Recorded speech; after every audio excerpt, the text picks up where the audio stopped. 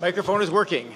Thank you. If I could just ask everyone to find a seat, we will get this meeting underway.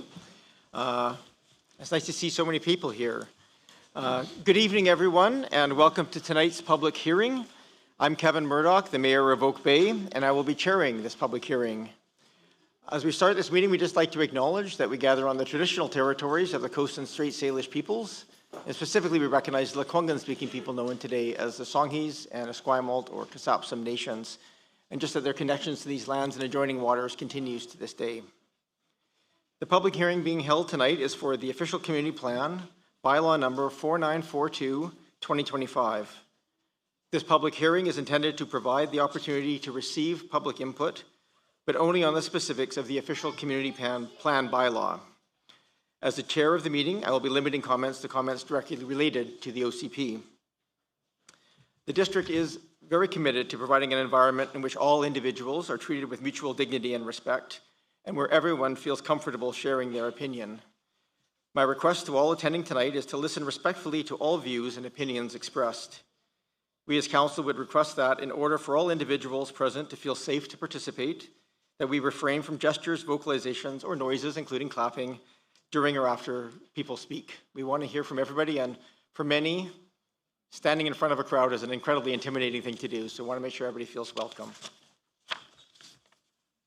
Just in terms of safety, Oak Bay Fire members are here in attendance this evening to maintain and monitor room capacity limits. They are also available to assist in the event of any emergency. Other district staff members are here to support the flow and order of today's meetings. Everybody can be identified by their name tags or green lanyards, or in many cases, Oak Bay Fire emblazoned across their jackets. In case of emergency and we are requested to vacate the room, we'll let you know. You just note the locations of the exits. You can exit to the parking lot, which leads to the parking lot in Monterey Avenue. You can leave via the side entrance to Hampshire Road, which is a ramp down to Hampshire Road, and you can also head out the corridor at the back if it's available, which leads to exits to either of the two streets. And of course, in the case of an emergency, please maintain some distance from the building itself. Due to the space capacity of this limits of this room, we request that you remain seated at all times unless standing in queue for the microphones. Washrooms, for your information, are located straight down the hallway at the back. I don't know if we need the overflow today, but if we do, I don't think we do, so that's fine. If people come in later and are looking for a place to sit, and there is quite a few empty seats, so I think we'll be okay. The Douglas Fir room is available as an overflow area if it's needed. Just before we begin, please be advised that this public hearing is being live streamed, and the recording will be archived on the district's website for future viewing. Personal information, including your image and personal opinions, may be collected and disclosed as part of council proceedings on that video. So when presenting to council, if you're acting as a representative of a resident of Oak Bay or speaking of another party, please ensure you are not disclosing any personal information about that person for which you do not have consent to do so. I'm just going to give a quick overview of the protocols for this evening. Everyone wishing to speak will be given an opportunity to be heard. I'm going to ask that speakers limit their initial comments to a maximum of 3 minutes. Once everyone has had an opportunity to speak, those wishing to speak a second time will be provided an opportunity. We ask that they do that only if they have new points to present. Please keep comments respectful of council staff and other members of the public. All comments are to be directed to Mayor and Council and must relate to the proposed bylaw. The purpose of the public hearing is to give Council an opportunity to listen to the views expressed by the public. The public hearing. We're having an issue with the live stream, so Okay. we're just going to have to pause for a minute. Do you want me to keep? I can go through the preamble, and we can maybe start the live stream with the meeting. So we'll try and. Currently, we're having a bit of an issue with the live stream, but I'll continue through the protocol because this really relates to people in the room here. So the public hearing is not an opportunity for the public to learn details about the bylaw. That opportunity occurred through previous meetings and presentations and within the staff reports provided to date.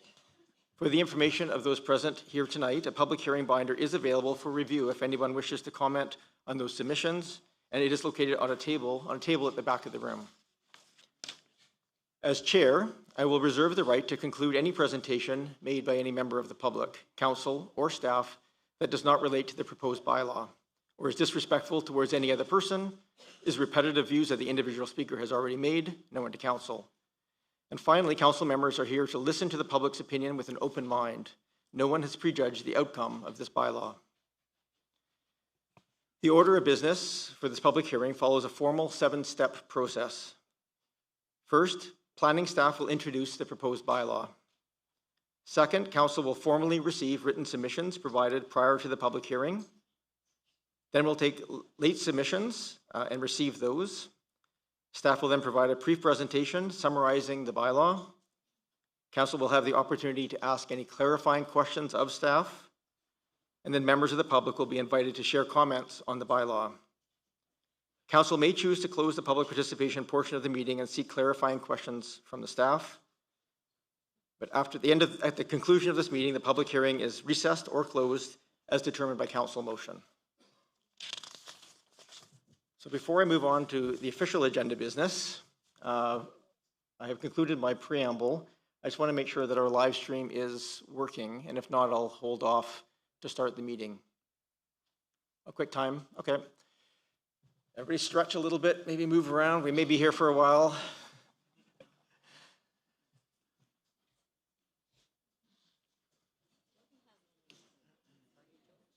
I should have some party jokes, I don't.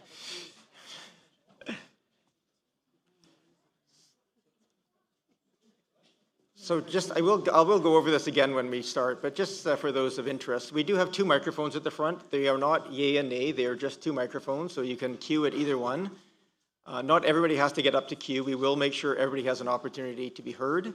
And if there's anybody here who's mobility challenged or is unable or to stand in a lineup for any length of time, we will make sure that we can get to you. I'll ask, and you can put up your hand at any time. I can't be assured I'll get a microphone right to you, but we'll have staff able to go over and reach you in the chair. So I'll just make a note, and then we'll get a microphone to those in the audience who can't get up to the microphone. There is also, of course, opportunity for people to reach out to us online and through telephone. So depending on how large the queue is online, I may alternate back and forth between those 2 forms.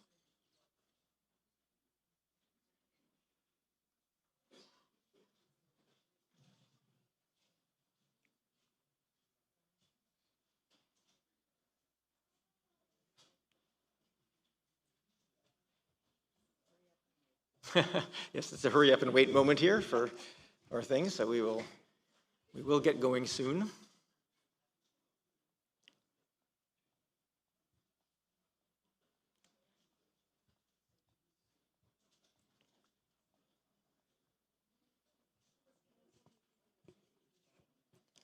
Never quite ceases to amaze me how all these technology works when you do them in the test mode, and they decide to cease working when you get to the live portion. You had a question? Sure, I'll make that thank you for the question. The question was just whether our 7th councillor was joining us via Zoom, and that is correct. We have 6 councillors here in the meeting, and 1 councillor is joining us remotely.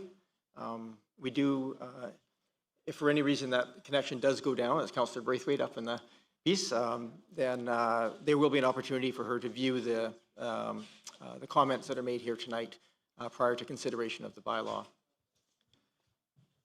And since there's many faces in here I don't know, I think I might take a moment just to introduce our councillors here. So online we do have Councillor Braithwaite, who is joining us from out of town today. On the far end to my right is Councillor Corinne Green. Beside her, Councillor Leslie Watson, Councillor Andrew Appleton, Councillor Kerry Smart, and Councillor Esther Patterson. All of us sitting as a body on council, considering these matters as they come before us. I'm still waiting for a thumbs up, but I haven't quite got it yet.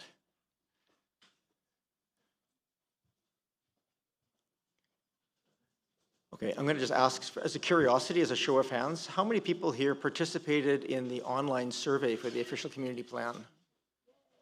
Amazing, that's fantastic. And how many people participated in the in-person events? Very similar numbers, thank you.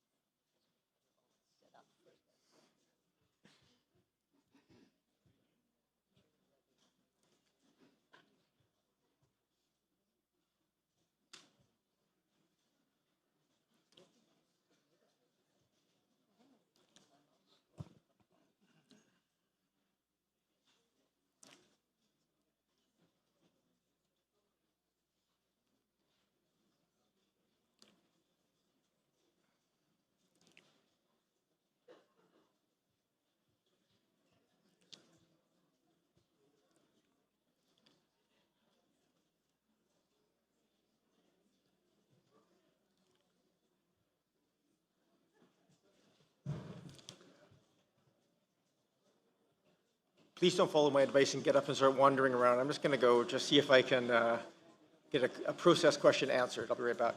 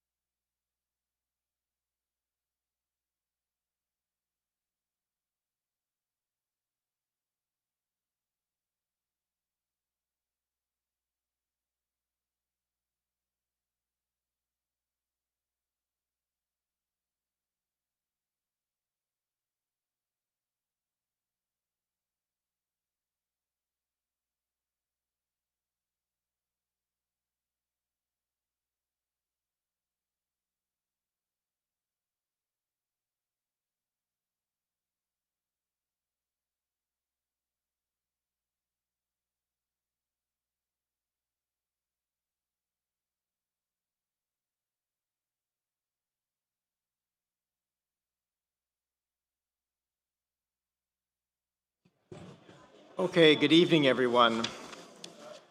We've had our discussion, and we are just, the only issue we're having right now is the live stream. Go ahead.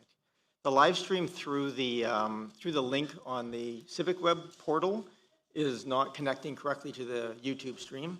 The YouTube channel is up, Zoom is up. We're able to, anybody who wishes to participate is able to. So we're going to advance this, and we'll make the balance of things available once this kicks in. People can witness the first part of this meeting at a later time. But it is important work, so we're going to continue the official portion of the public hearing.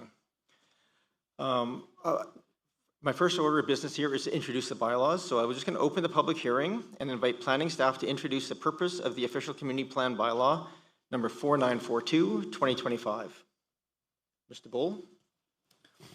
Thank you, Chair. The official community plan bylaw number 4942, 2025 is a bylaw that proposes to update the official community plan to include a new land use framework, revised land use designations, policies, and development permit guidelines, and it provides a land use framework to accommodate a 20-year supply of new housing in order to comply with the Local Government Act. Thank you. Thank you. I now need a motion that the written submissions received and distributed prior to the public hearing as attached to agenda item 2.2 be received. Mover and a seconder? Move receipt. Moved and seconded. Any discussion? All those in favor? Any opposed? None opposed. That carries. Has a corporate officer received any additional submissions after 2 p.m. today? No.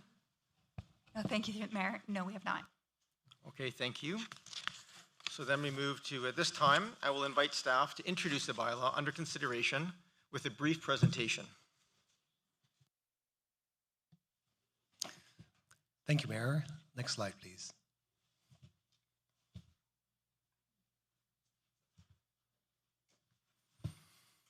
A short introduction on the bylaw. There's the next slide. Thank you.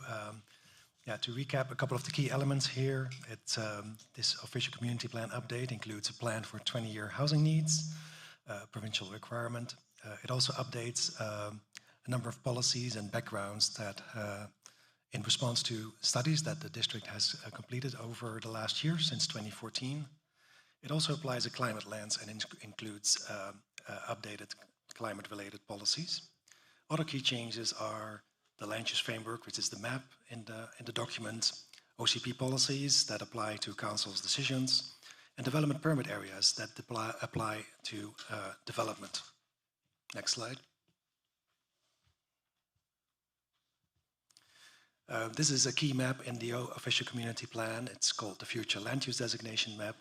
It has a couple of new names and revised names. Most of them are listed here. The multi-unit residential is a revised one that we had before, but in some cases different locations. Townhouse residential is a new designation, specifically for townhouses. Neighborhood village, an existing areas, but a new name for a designation that previously was secondary village and corner commercial. CDL Corners is a new designation for the CDL Corner site in blue at the top corner of the site. Oak Bay Village, an existing designation. A special study area was added as a new area on Beach Drive next to the golf course in the southeast corner, lower right corner of the map. Residential is our new name for the established residential areas, which are most of the existing single family, or all of the existing single family areas in Oak Bay. And uplands, also an existing designation, but updated to reflect the infill housing program that applies to throughout the district. Next slide. The community framework, as we call it, is of two components. The land use designations on the right-hand side, you see a table, which is more of an example, but this table and a couple of related policies outlined for each land use designation. What is the built form, the characteristics, and the intended use in those particular areas. And it informs, for example, rezoning, but also possibly pre-zoning in the near future.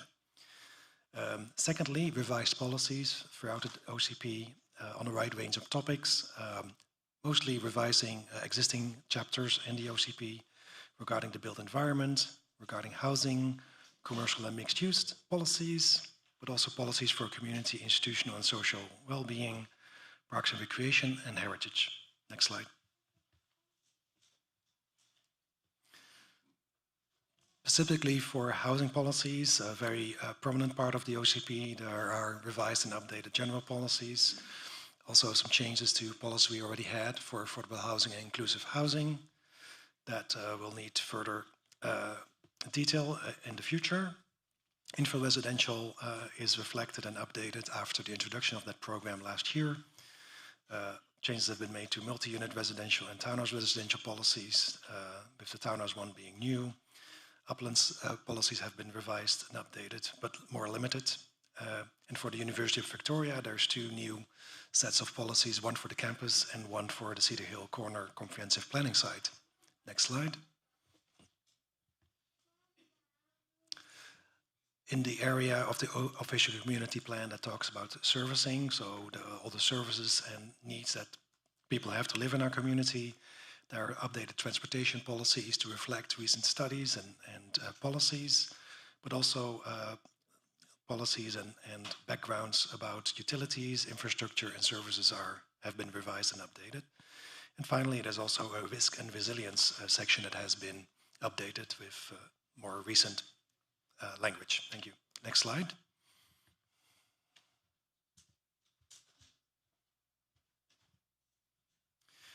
Development permit areas are a special part of the official community plan that apply directly to new development if they're in these areas.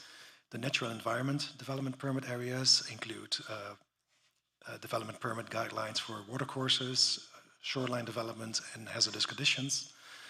Those have been updated with more up-to-date guidelines. Built environment development permit areas deal with the form and character of new development. And the existing infill housing residential has been updated and is also now going to apply to residential development of 3 or 4 units.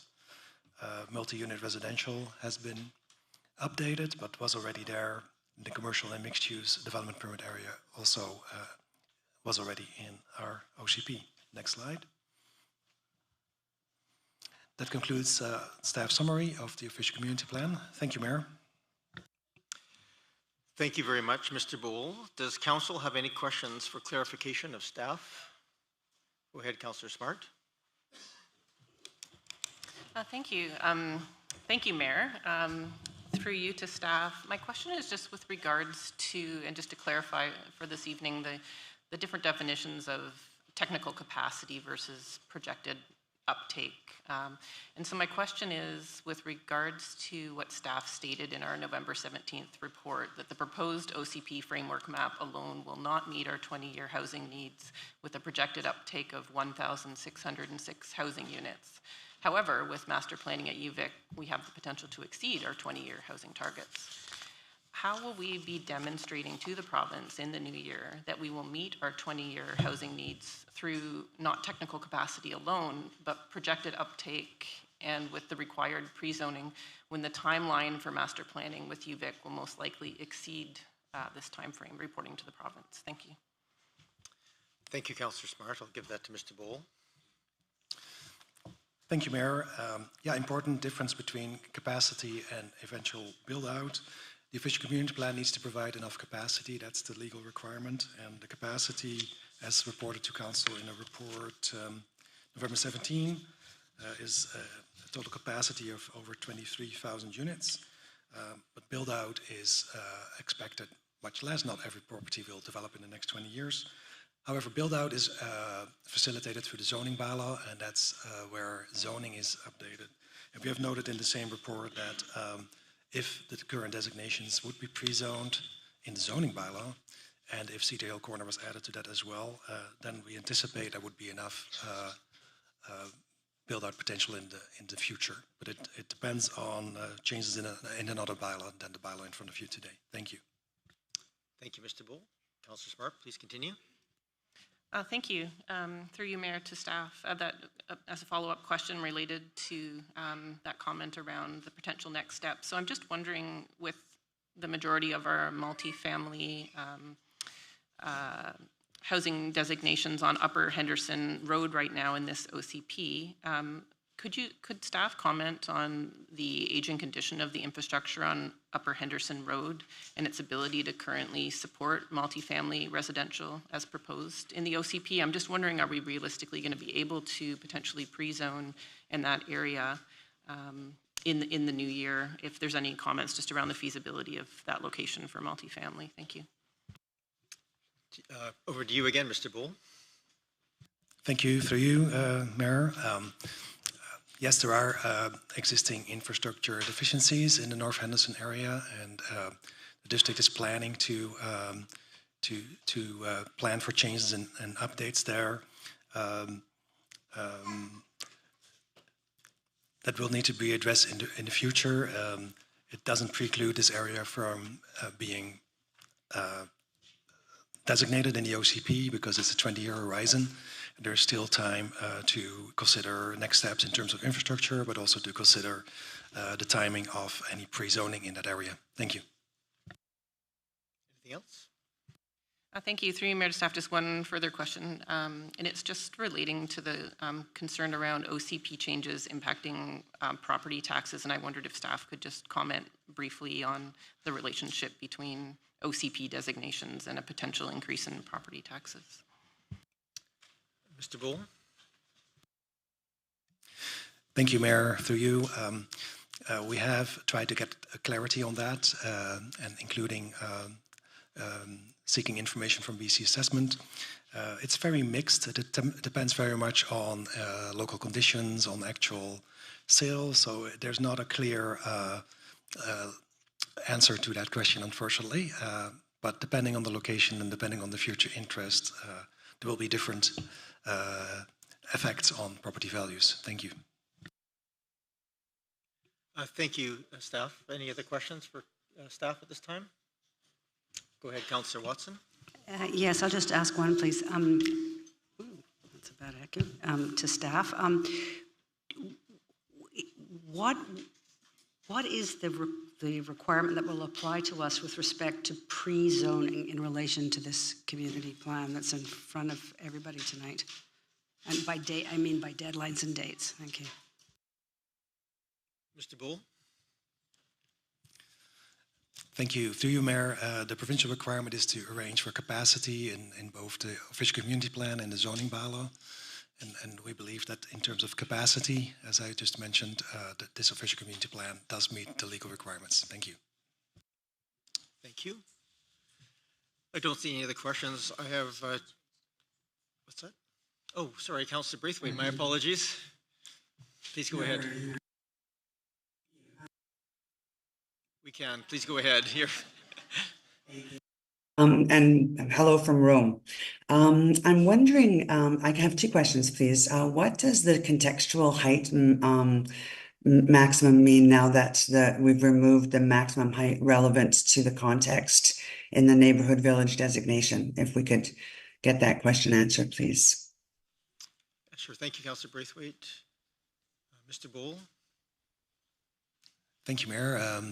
It would be helpful if we could get that question repeated. Thanks. Sure. Councillor Braithwaite, you just repeat Sorry, the question? yeah, what does the contextual height mean now that we've removed maximum height relevant to context within the neighborhood village designation?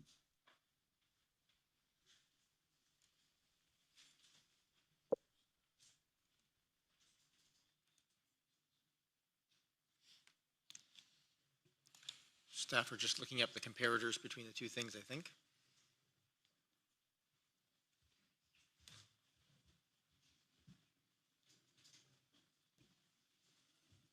Mr. Bowl? Thank you, Mayor.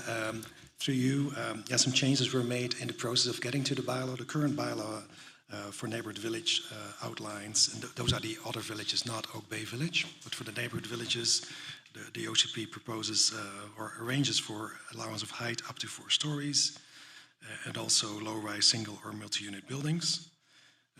So there's no specific reference to context. Thank you.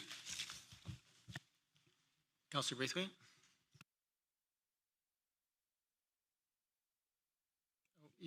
We can't hear you now. After the OCP is adopted, but before the zoning is updated. That was a question that came to me from someone in the public.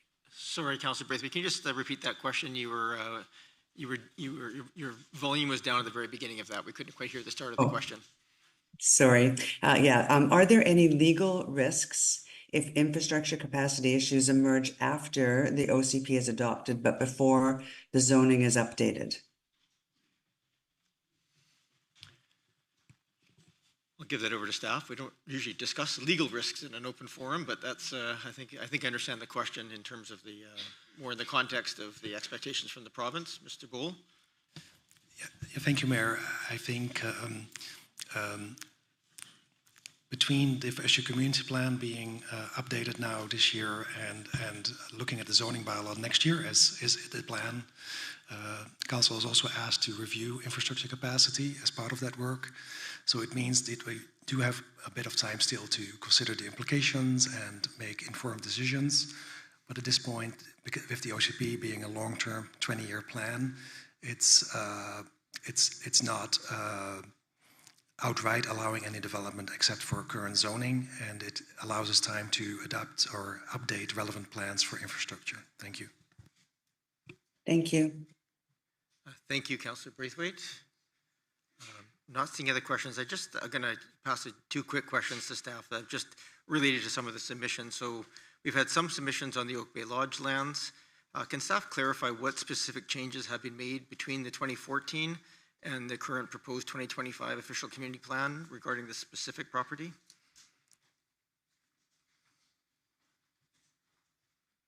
Mr. Green? Good evening, Your Worship, members of Council. So the Capital Regional Hospital District did make a representation to Council as part of first reading, I think it was, and that request was to increase the height within the OCP to allow for a 6-storey building form, and so that is the main change that has occurred between the existing OCP and the proposed OCP that is before Council this evening. Okay, I'll repeat the answer just for clarification, but I'll make sure that the answers are louder. The main change asked in this thing was to allow in the OCP to recognize a maximum of 6 stories rather than the previous 4 stories for that piece of property. The second question I have is the official community plan identifies the University of Victoria's Cedar Hill Corner as a supported site for development. Can you give us some sense, if the OCP passes, what would a redevelopment process look like on that site? Mr. Bull? Thank you, Mayor. Next steps would be council has asked for a project to explore the infrastructure implications for that site. And so that's work that is considered to be started next year, but it would be in support of the university coming forward with a proposal. So in terms of next step, it would be up to the university to follow up with a proposal for the site, and we know that there's a very keen interest there, so we likely have the opportunity to collaborate with the university and support them in further planning for the site in the new year. Thank you. Thank you for that. Any other questions for council? I don't see any other hands, so we're going to start the public input portion of the meeting, which can start now. There will be an opportunity for all speakers wishing to address council to do so. There are 2 microphones at the front of the room. For members of the public attending in person who wish to speak to council, please queue at either of the 2 microphones. If you have a mobility issue and cannot stand for an extended period of time, please raise your hand during the meeting. When I acknowledge you, I will add you to the speaking list, and you can lower your hand. There will be an opportunity for everybody to speak, so you don't have to be at the front of the line here. At some time tonight, I will ask for anybody who raises their hand, I'll ask you just to re-raise your hand and we'll get you a microphone. For members of the public online who wish to speak to council, please use the Zoom link provided in the agenda package. Use the reactions tab at the bottom of the screen to raise your hand. If you have joined by the 1855 number, the 1-800 number by phone, please hit *9, that's *9, not #9, to raise your hand, and we can let you into the meeting. If you're watching the live webcast, and I'm hoping it's streaming at this point, and wish to speak to council, please join the Zoom meeting using the meeting ID and passcode in the agenda package. For all speakers, please note that your name and comments may be recorded in the minutes of the public hearing and form part of the permanent public record. Please begin your presentation by first clearly stating your name and municipality of residence. You don't have to give your address, just municipality. Stating whether you are in support of or opposed to the proposed bylaw, and then provide your comments. As noted earlier, that'll be 3 minutes per speaker, and again, we'll allow for that. Hopefully we'll allow everybody to have a chance to speak, and then if we need a chance to get to second-time speakers, we can do that. I will invite people to speak a second time if they're providing new or additional information. So with that, I'm going to turn to the microphones. We'll start here, and then we'll come here. Please go ahead. Hello. Hi, my name is Jennifer Stewart. I live in Oak Bay. I live very close to here. I've lived here for 8 years, myself and my family. I have 2 teen children and a husband who none of them could be here today. But, oh, and I need to tell you that I am opposed to the official community plan as it currently is before you. Did I tick all the... It did. All we need is a name and municipality of residence, so, Okay. And you have a total of 3 minutes. And again, I'm just going to remind everybody that we're here to listen to everybody respectfully, so just all opinions welcome at this table. Please go ahead. Thank you. So my opposition is mainly due to the process by which this OCP was put together into the form that it exists now. I wrote to you a couple of weeks ago, to all of you. I only heard back from one of you. I wrote to express my dismay, and I want to share it here so that other people in the community who feel similarly will know that they're not alone, and that the councillors who were attempting to keep the process on track will know that there are people in the community who support them. I watched the 5-hour November meeting in which the staff plan that had been put together based on the community input, to which I participated in both survey and in-person form, that was essentially put to the side on the basis that the community fears density. And it was put to the side in favor of a list generated by the mayor. And we don't know where that list came from. And doing this is bad governance. It gives the distinct impression that this is a tiny little town run by a small group who only listen to the voices of their friends. Whether or not that is actually the case, that's what it looks like, okay? It also is disheartening for anyone who might consider giving their time and input to public consultations in the future. The OCP before you fails to plan for the future, besides a vague hope that UVic will develop Cedar Hill Corner at some unknown point in time. It lets future generations down. I have 2 teenagers. I am a middle-aged person. We need to think about where will young people live in our community and where can older people go to stay in the community as they age. And I don't think that we are properly planning for that. I want you to know that the loud, angry voices, hostile to change of any kind, do not speak for the entire community. They certainly don't speak for me. I love Oak Bay. It's a great place. And I believe that with thoughtful planning and openness to good change, working together, we could make it even better. And I would just again like to thank the 3 councillors who are attempting to help that happen. And thank you for listening to my comments. Thank you very much. We can certainly, speaking to process is totally on board, but also we want to hear specifics on the details of the OCP, what works and what doesn't as well. Please go ahead. Same process, name and municipality. Thank you, Mr. Murdoch. I'm Jonathan Horlake, a resident of Oak Bay, and I'm also a director of the Uplands Neighborhood Association, the UNA. I'm speaking on behalf of the UNA. Yeah. just stay very close to the microphone. You should be okay. Okay. In my comments, I'll be referring to Bylaw 4942, 2025 as the 2025 OCP.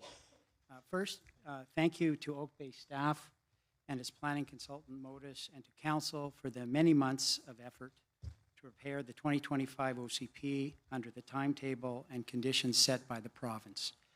The UNA generally supports the 2025 OCP as it strikes a reasonable balance between the top-down demands of the province for densification in Oak Bay and the preference of Oak Bay residents to retain the priorities and characteristics of individual neighborhoods.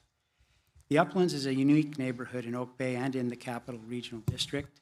The federal government has designated the Uplands as a National Historic Site on account of its residential park-like design. There will never be another Uplands in Oak Bay.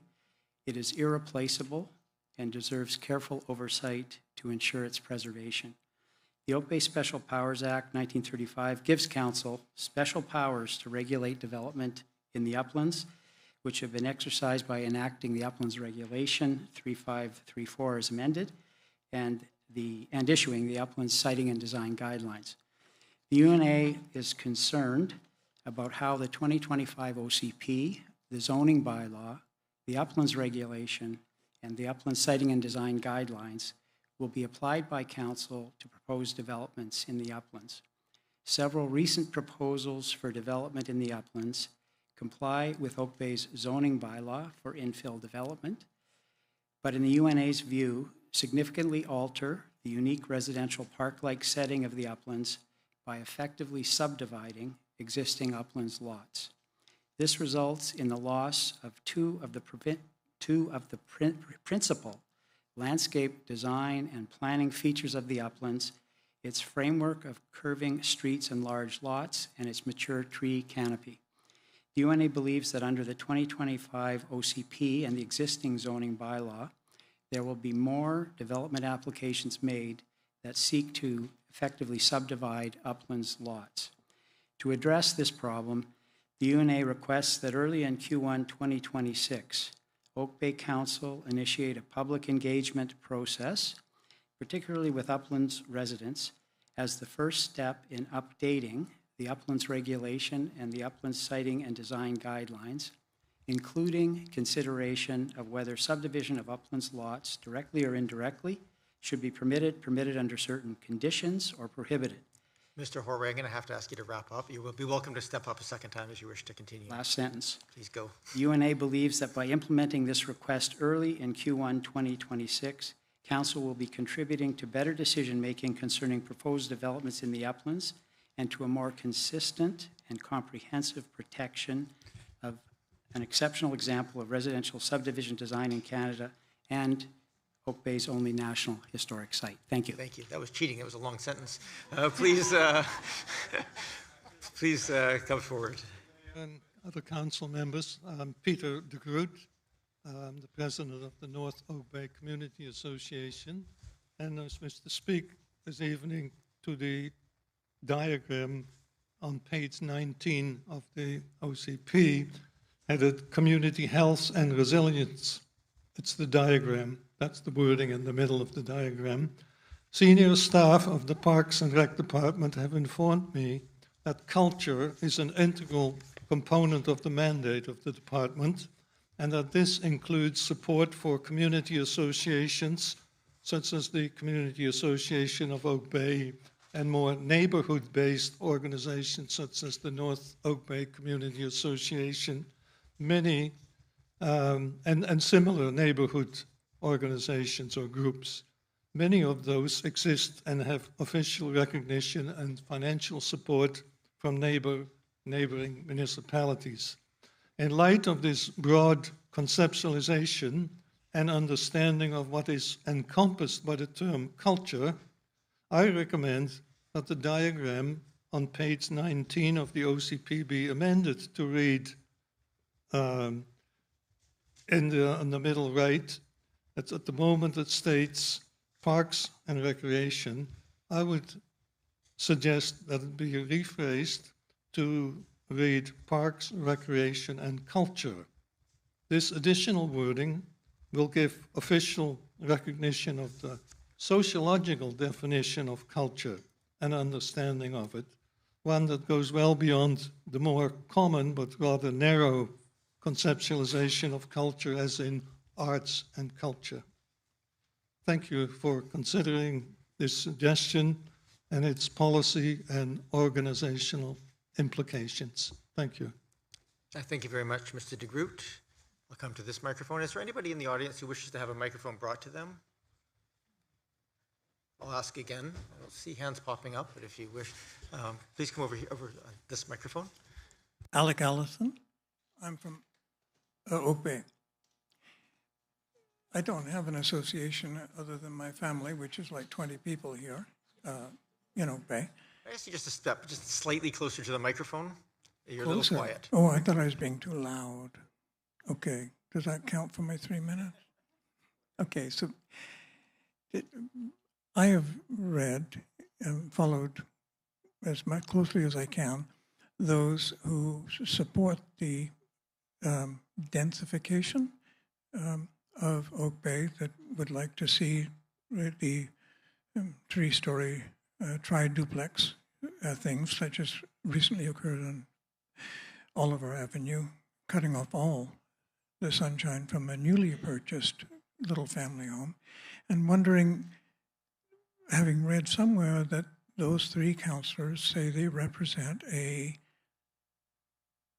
did I read silent majority, but a group of people that really do want these condominiums, these 3-story high duplexes, anything to densify, as opposed to what I think is an amazing suggestion, personal, up on Cedar Hill Road. And so I think it's a wonderful, wonderful idea.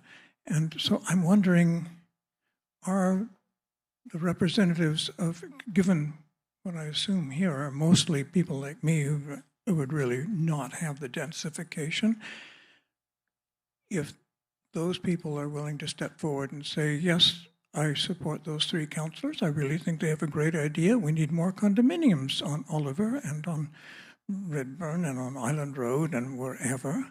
And if they'd like to take my place at the microphone, I'll cede. Now. We're not doing it. Okay, just then I'll speak your back part. away. All those opinions are going to be welcome at the microphone. I think we need to hear both sides, but I am full on support for Cedar Hill. Thank you. Thank you. I'm just going to ask, because at this point we've had deliberations and we've moved things forward with votes.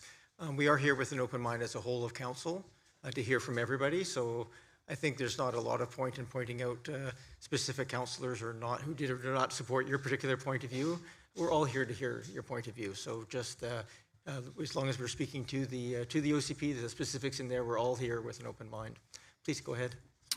Thank you, Council. My name is Evan Brown, a longtime resident of Oak Bay and father and husband of 2 young children. I largely support the draft bylaw. I'm pleased to see that the Uplands neighborhood is considered in the OCP.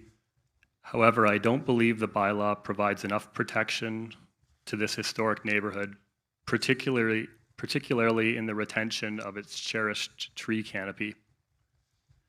Over the last few months, we've seen developers propose large-scale multi-unit developments, which were almost approved by this council.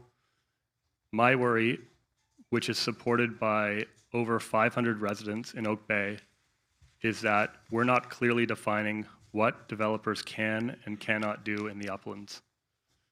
I would like to see the OCP with clear guidelines around protected and mature tree removal. I would also like to see new development in the Uplands to be fit to the existing landscape. I get the sense this is and will become more of an issue in which developers and residents alike should have clarity on what is and isn't allowed. And I thank you for the opportunity, and I hope that you can look back at the OCP and make the necessary changes to protect this neighborhood. Thank you. Thank you very much, Mr. Brown. Please come forward. Stand nice and close to the microphone and we'll be able to hear you. My name is Kathleen Matthews. I live in South Oak Bay. I'm a member of the Reconciliation Oak Bay Group and the Community Association Oak Bay, and I guess the South Oak Bay Neighborhood Network. I want to thank the councillors for all the work they've put in, all of you, for all the reading and all the expertise you bring. I particularly want to thank the 3 councillors and the mayor who have ended up with the current draft plan, because I think those councillors and the mayor paid a special attention to the people that attended the open houses and just who came up with concerns. So I'm very grateful for that input.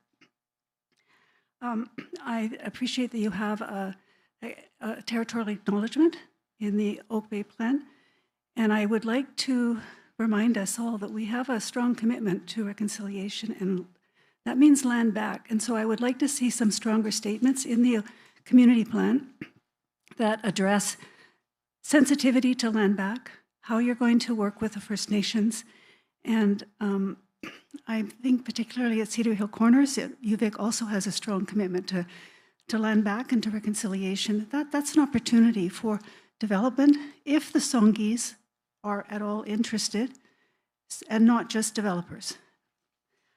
I would like to refer you to the recent email you all received from the Oak Bay Climate Group, and I support all of their recommendations for preserving the green space that we have, the urban trees, strengthening the bylaws, permeable spaces, and the roofs.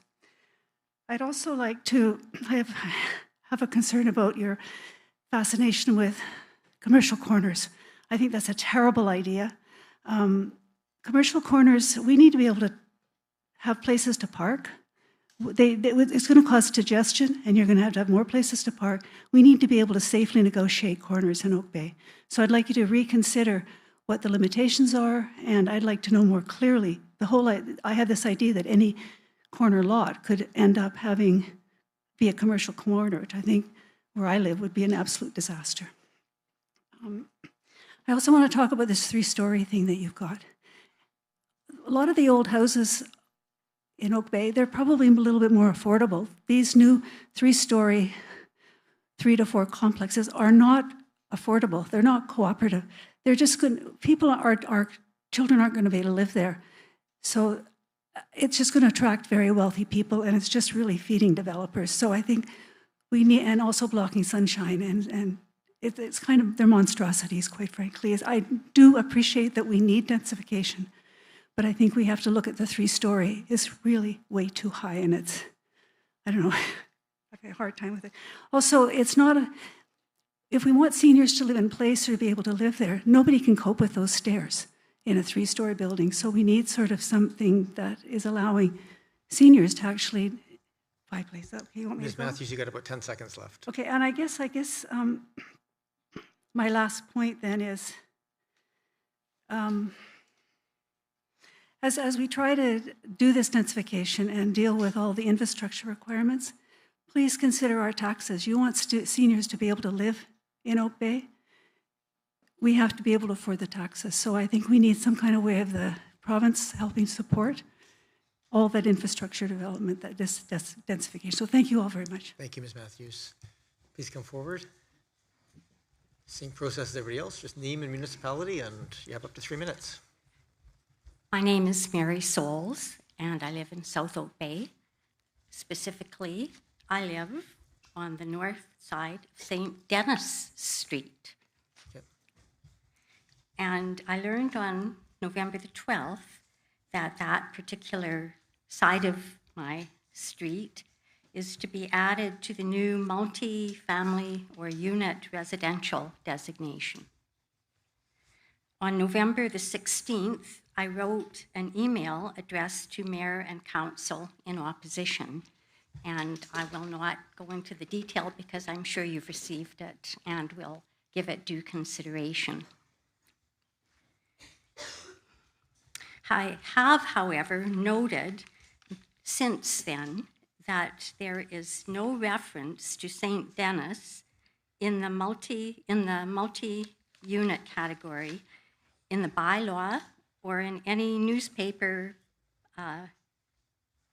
regarding these public hearing notices for this meeting, although the map actually does reflect the designation. So that appears to be an inconsistency, and I'm concerned as to why that exists, and if in fact St. Denis is slated to be in that category.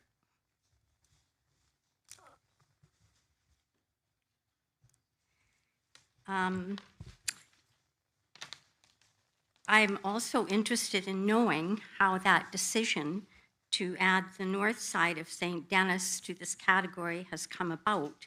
What were the criteria? What were the rationale for choosing St. Denis among all the available Oak Bay single-family locations? It's a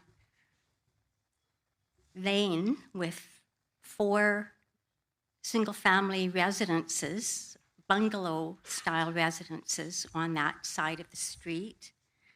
And to be completely objective, I'm not sure how much density you're going to get out of those 4 single-family size lots unless they all come up for development at the same time. And I envision a house, a multiplex, a house, a multiplex. It just, to me, is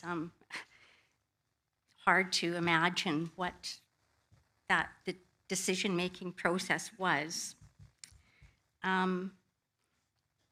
Also, one of the homes on the street sold just recently this year for in excess of $3 million. So in terms of development, I'm not sure how many developers are going to have that kind of means to develop these multifamily units on a street of that size, on that side of the street. And finally, I'm concerned about the impact on property values, on privacy, on safety, and removal of mature trees, and how this will actually end up being implemented and the time frame. Thank you very much. I can confirm that the north side of St. Denis is included in the multifamily, identified as potential future multifamily. That is correct. Some idea of how that decision came about? I can't. This isn't a Q&A. We're here to listen to people, not to answer questions at this time. Right. So I can't Okay. go into that detail right now. Okay. But thank you for your comments. Thank you. Welcome. Hello. My name is Scott Humphreys. I'm a resident of Oak Bay, and I do not agree with this OCP map because there is an error in it.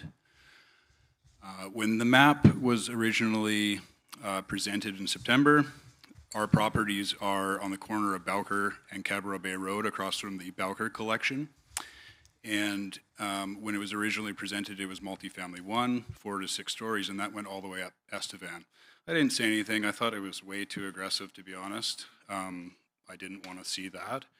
And then I went and took my daughters down to Mexico to go surfing. I didn't attend the meetings, but I opened the update on the website and saw that it had been downgraded to townhouse, which I was totally okay with. While I think the corner should have some additional density, for us owning the property since the 90s, I would assume that we could work with mayor and council and create a development in the future with an OCP amendment. However, when I got home from Mexico, I opened up the map, and to my dismay, I saw that our 3 properties on the corner of Bowker and Cadborough Bay were actually yellow residential. So it went from 5 stories, Bowker Collection height, to single family, and then up to townhouse. I emailed the mayor and council that I think that there's been a mistake. The mayor emailed me back very promptly and said, yes, there's been a mistake, and they would correct it. However, it could not be corrected, most likely because of the Local Government Act, and they would most likely have to adopt the map with a mistake on it. I got legal advice, as anybody else would do, and then my lawyer, John Alexander, he said, oh, that's incorrect, and then I've been reading back and forth lawyers. It's just been the worst. It's the holiday season. It's my wife's birthday coming up, and if it can't be corrected before it's adopted, I just ask that there is some assurance that everybody's on with a letter from the council and mayor, everyone that's saying, hey, we'll take care of this for you. All I have is an email. Everyone's admitted there's a mistake in the map. I get it. I produce professional reports as a living. There's always mistakes. And so I just need some assurance because I understand that it can't be corrected before it gets passed. Thank you. Thank you, Mr. Humphreys. And I think the first opportunity we'll have to address that more formally is at the council meeting where we consider the bylaw. Thank you. Please go ahead. Hi, thank you. My name is Susan Goodfellow. I actually live in the district of Saanich. I'm not in support of the plan. I'm here on behalf of my father. I did grow up in Oak Bay. My father is 90. He's lived in the same house in Oak Bay for 50 years. And both of us care really deeply about the people and the character of the community. Oak Bay's property taxes are among the highest in the region, and it's not because anyone is overspending, but the tax base is really small, and the infrastructure is aging. The district's own 2025 State of the Infrastructure report notes that much of our underground system was installed before the 1960s, and that major reinvestment is required just to maintain the serviceability and reliability. The stormwater network, in particular, shows capacity limitations during extreme rainfall, and the report warns that localized flooding will continue without substantial system upgrades. My family has experienced the impact firsthand. For the first 42 years that my father lived in his home, he never had a single flood, not one.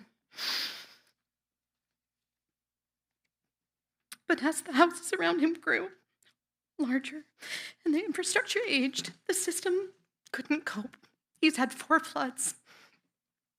4 years ago, he redid the perimeter drains at a cost of over $30,000.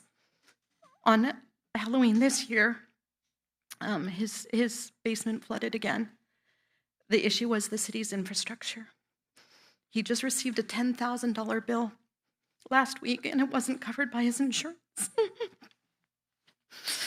This does not include the cost to restore his property, just to clean up the damage. I have never seen my dad worry like this. He started to cut back on his groceries, and it's not okay. And he's not alone. Even the federal and provincial governments recognize the urgency. In 2024, they contributed $8.8 million to help Oak Bay upgrade the failing stormwater and wastewater systems. So I worry about somebody like my dad who saved carefully and lived modestly. He's struggling. Many others, even closer to not being able to remain in Oak Bay, Residents here are uncomfortably close to being priced out of the whole CRD. If a major repair, a tax increase, or a financial shock hits, every dollar that homeowners spend on the rising taxes or infrastructure repairs is a dollar that they can't save for retirement or pass on to their children. So do we care enough about the families and the next generation to allow for thoughtful, well-designed density that strengthens the tax base but also reduces the pressure on the residents?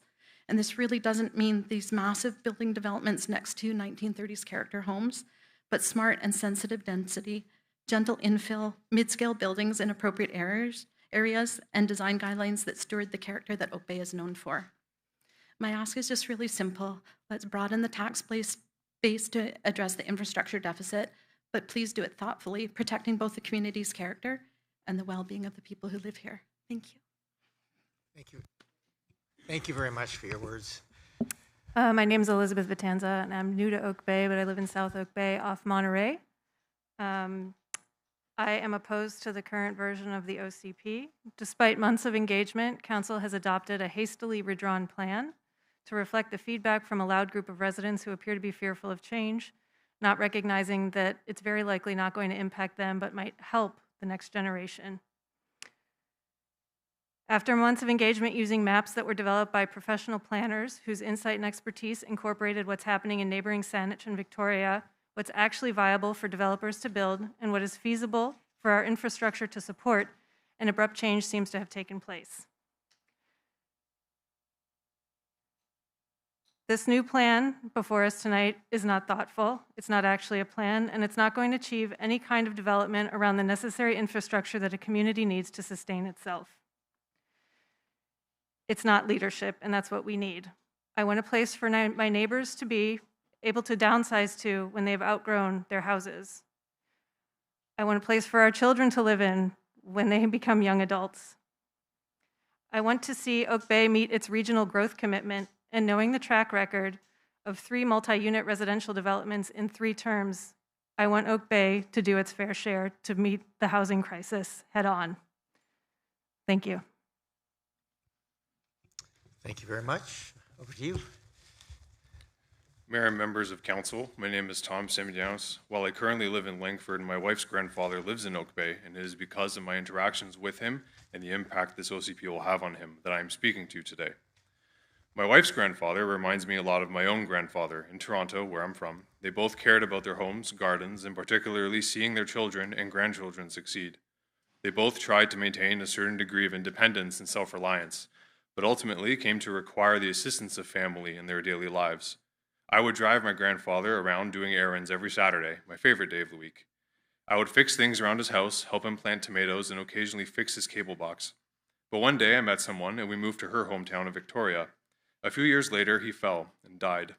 I don't fully know what happened, but I know that in my absence, he had to do more things himself, and I would be lying if I said I don't blame myself at least a little bit. My grandmother is aged 30 years in the 3 years since my grandfather has passed. My wife and I and her mother take care of my wife's grandfather in much the same way.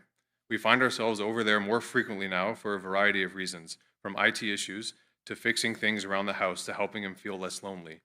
I am thankful to be close enough to him that we can come at a moment's notice if he needs us, and he has needed us a lot. But I recognize that not every senior has this luxury. I moved away from home because my wife was from somewhere else, and we thought this was a better place to raise a family. But many others moved because they simply cannot afford to live here. Here is a broad term. It does not just mean Oak Bay. It includes Langford, contrary to the popular "just move to Langford" refrain. I believe those opposing increasing density in Oak Bay don't fully recognize how expensive it is to live in the CRD. Despite me being in the top 5% of income earners in Canada, my mother-in-law had to give us the money to afford a home in cheap Langford, and truly only because we qualified for the land transfer tax rebate put in place by the BC NDP. It is because it is so expensive to live here that seniors put themselves in danger and slowly turn their homes into prisons. My mother-in-law was able to help us, but I am not confident I will be able to help my children. I fear a future where my mother-in-law will not be able to see her grandchildren's children like her father has. I fear a world where my kids will have to move away too. On one hand, this amended OCP will result in some density. On the other, it does not go nearly far enough and is a disappointing retraction of the previous iteration and will not introduce enough density for Oak Bay to contribute its share to CRD affordability.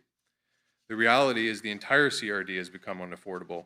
This is the reason few people have a doctor, why there is only one Costco, why there are fewer visitors on Halloween every year, and why local businesses have to close early. These are problems that transcend municipal borders. It is everybody's problem, and everyone must do their part to fix it. Young folks, a vital component of the local economy, are not interested in being told to move to Duncan. So I am here to urge you to not compromise and proceed with the original OCP update. I am here on behalf of everyone who has moved away and is concerned for the family they love so much but had to leave behind. That is a role the status quo and upholding existing property values can never fill. Thank you. Sorry, just as a courtesy, we're just not going to clap or boo anybody as they speak. I'll go to the next two speakers, and then I'm going to go to one of the hands online. Welcome. Good evening, Tim Taddy, Oak Bay resident for over 40 years. I have a technical question, Mr. Mayor. In the information that is online, you wrote a note to one of the speakers that there's no changes can be made on tonight's OCP at subsequent meetings. Is that correct, or can the OCP be amended? No, the OCP can be amended. Okay, thank you. I would like to speak to the process of the OCP. I'm very disappointed in the events of the last 3 weeks, and I do not approve it in its form right now. I was actually preparing a letter to Council congratulating you on undertaking a solid public engagement process that was consistent with your new policies on engagement, and quite frankly, a great improvement over what occurred with the Oak Bay Marina debacle. But alas, on November 3rd, Mr. Mayor, you started with a blank sheet for the OCP, doing away with some important steps. I did not hear the councillors opposing your amendments say that they wanted to accept it as is, or that they're density driven for density. But they've been vilified in the community by some members, and I think it's very, very unfair. What they did is vote against your amendment, and they stated their reasons for it was because of process, the lack of process, that we're missing an important step. So we moved right from a well-done public engagement, we moved to coloring markers and a scratch pad, and we have no idea how those properties you did lot by lot, street by street, we have no idea how you arrived at that and your supporters on council. I just am totally against the process. It completely undermines public engagement. I worry for future sites like the Oak Bay Lodge and Turkey Head and the Oak Bay Marina, if you'll even get people to participate in public engagement, because they've been undermined, and will they trust the process in the future? Finally, I'd like to talk a little bit to our community.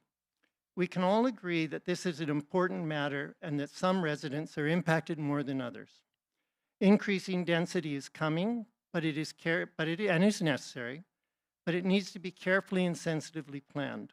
I too disagreed with some of the OCP we saw on November 3rd, but that's not the point. We should be able to agree with everyone, we should be able to hear everyone's voice. We should not be creating barriers for people to speak their mind in writing or in person. Stacking meetings with like-minded people, sending out mass mailings, which in part single out letters to council from residents that oppose one's view, do nothing but divide us and create more barriers for residents to speak out.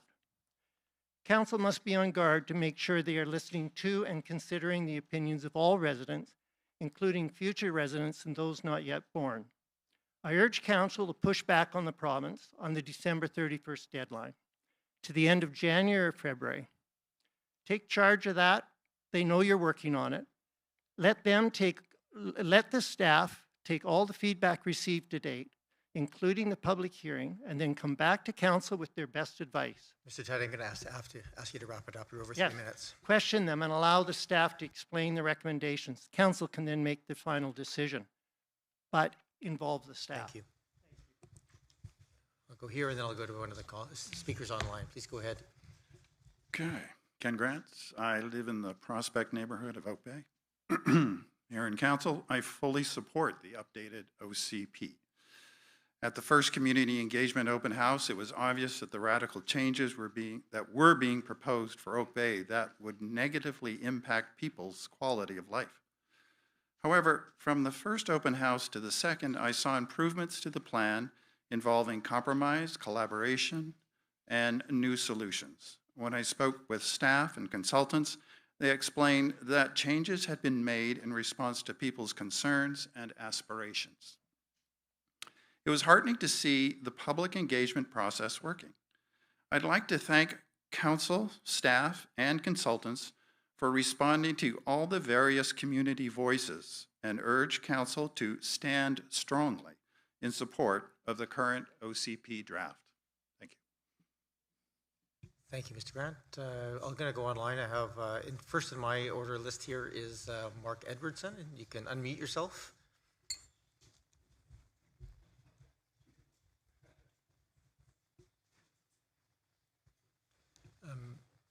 Is the speaker showing as Mark Edwardson online at the moment? If not, I will go to the next speaker I have in my list, which is Patricia Dijak. There you are, unmuted. Welcome. Hello, thank you. My name is Patricia Diak, and I live in Oak Bay. I wanted to express my support for the new OCP, which meets provincial housing targets. The new OCP is consistent with the majority of feedback collected in 2025 and previous years through surveys, open houses, and letters, which showed that the highest support was for Cedar Hill Corner and townhouses along major corridors. This OCP also exceeds the provincial housing targets, and UVic has publicly stated it is currently working with Oak Bay and has identified Cedar Hill Corner in its published real estate strategy. So Cedar Hill Corner is a very realistic goal that also doesn't displace existing residents. As the November 3rd staff report stated, the 2014 OCP and Bill 44 already provide for 18,000 additional units, which means that the provincial target of 3,700 units is very achievable. The previously proposed OCP in September would have delivered over 23,000 extra units, which would have unnecessarily risked Oak Bay's urban forest. We also need a strategy to build co-op and seniors housing because the $1.5 million townhomes selling now aren't any more affordable than the surrounding single-family homes, which is what Bill 44 was supposed to address, as stated by the BC government. I'd also like to see that Oak Bay ensures that every new development meets Oak Bay's new small-scale multi-unit zoning requirements, which specify between 30 and 35% lot coverage for all buildings and allows for natural and green infrastructure and permeable surfaces. Some recent new developments don't seem to be following these parameters. Natural infrastructure has been identified as critical by all levels of government, and we need to include mature trees and green space on every lot for many reasons. For climate adaptation, because it protects the community from extreme heat and flash floods. For cost savings, because it saves on engineered infrastructure and insurance risks by reducing burdens on stormwater management as well as energy and water use in heat and drought events. And it also improves public health and biodiversity by providing clean air, shading, carbon sequestration, and pollution filtering for our vital watersheds. Thanks very much to council and staff. Thank you for your comments. I'm going to go back to Mark Edwardson online, and I'll come back into this room for more speakers. I do see other hands online, so we will get back to you. Mr. Edwardson or Ms. Edwardson, I'm not sure who's actually speaking. I just have the name on my screen. Please go ahead. Yep. Hi, my name is Mark Edwardson. Until about 3 weeks ago, I lived at 1566 Yale Street, and I'm now one of the many young people who have moved away from Oak Bay. I currently live in Vancouver. I oppose the current OCP because I think it fundamentally doesn't go far enough. There's a lot of reasons why I moved away, despite really liking Oak Bay. My family is still there, but fundamentally I feel like there's just not a ton of opportunity for young people in Oak Bay anymore. And a core part of that is there's just no housing.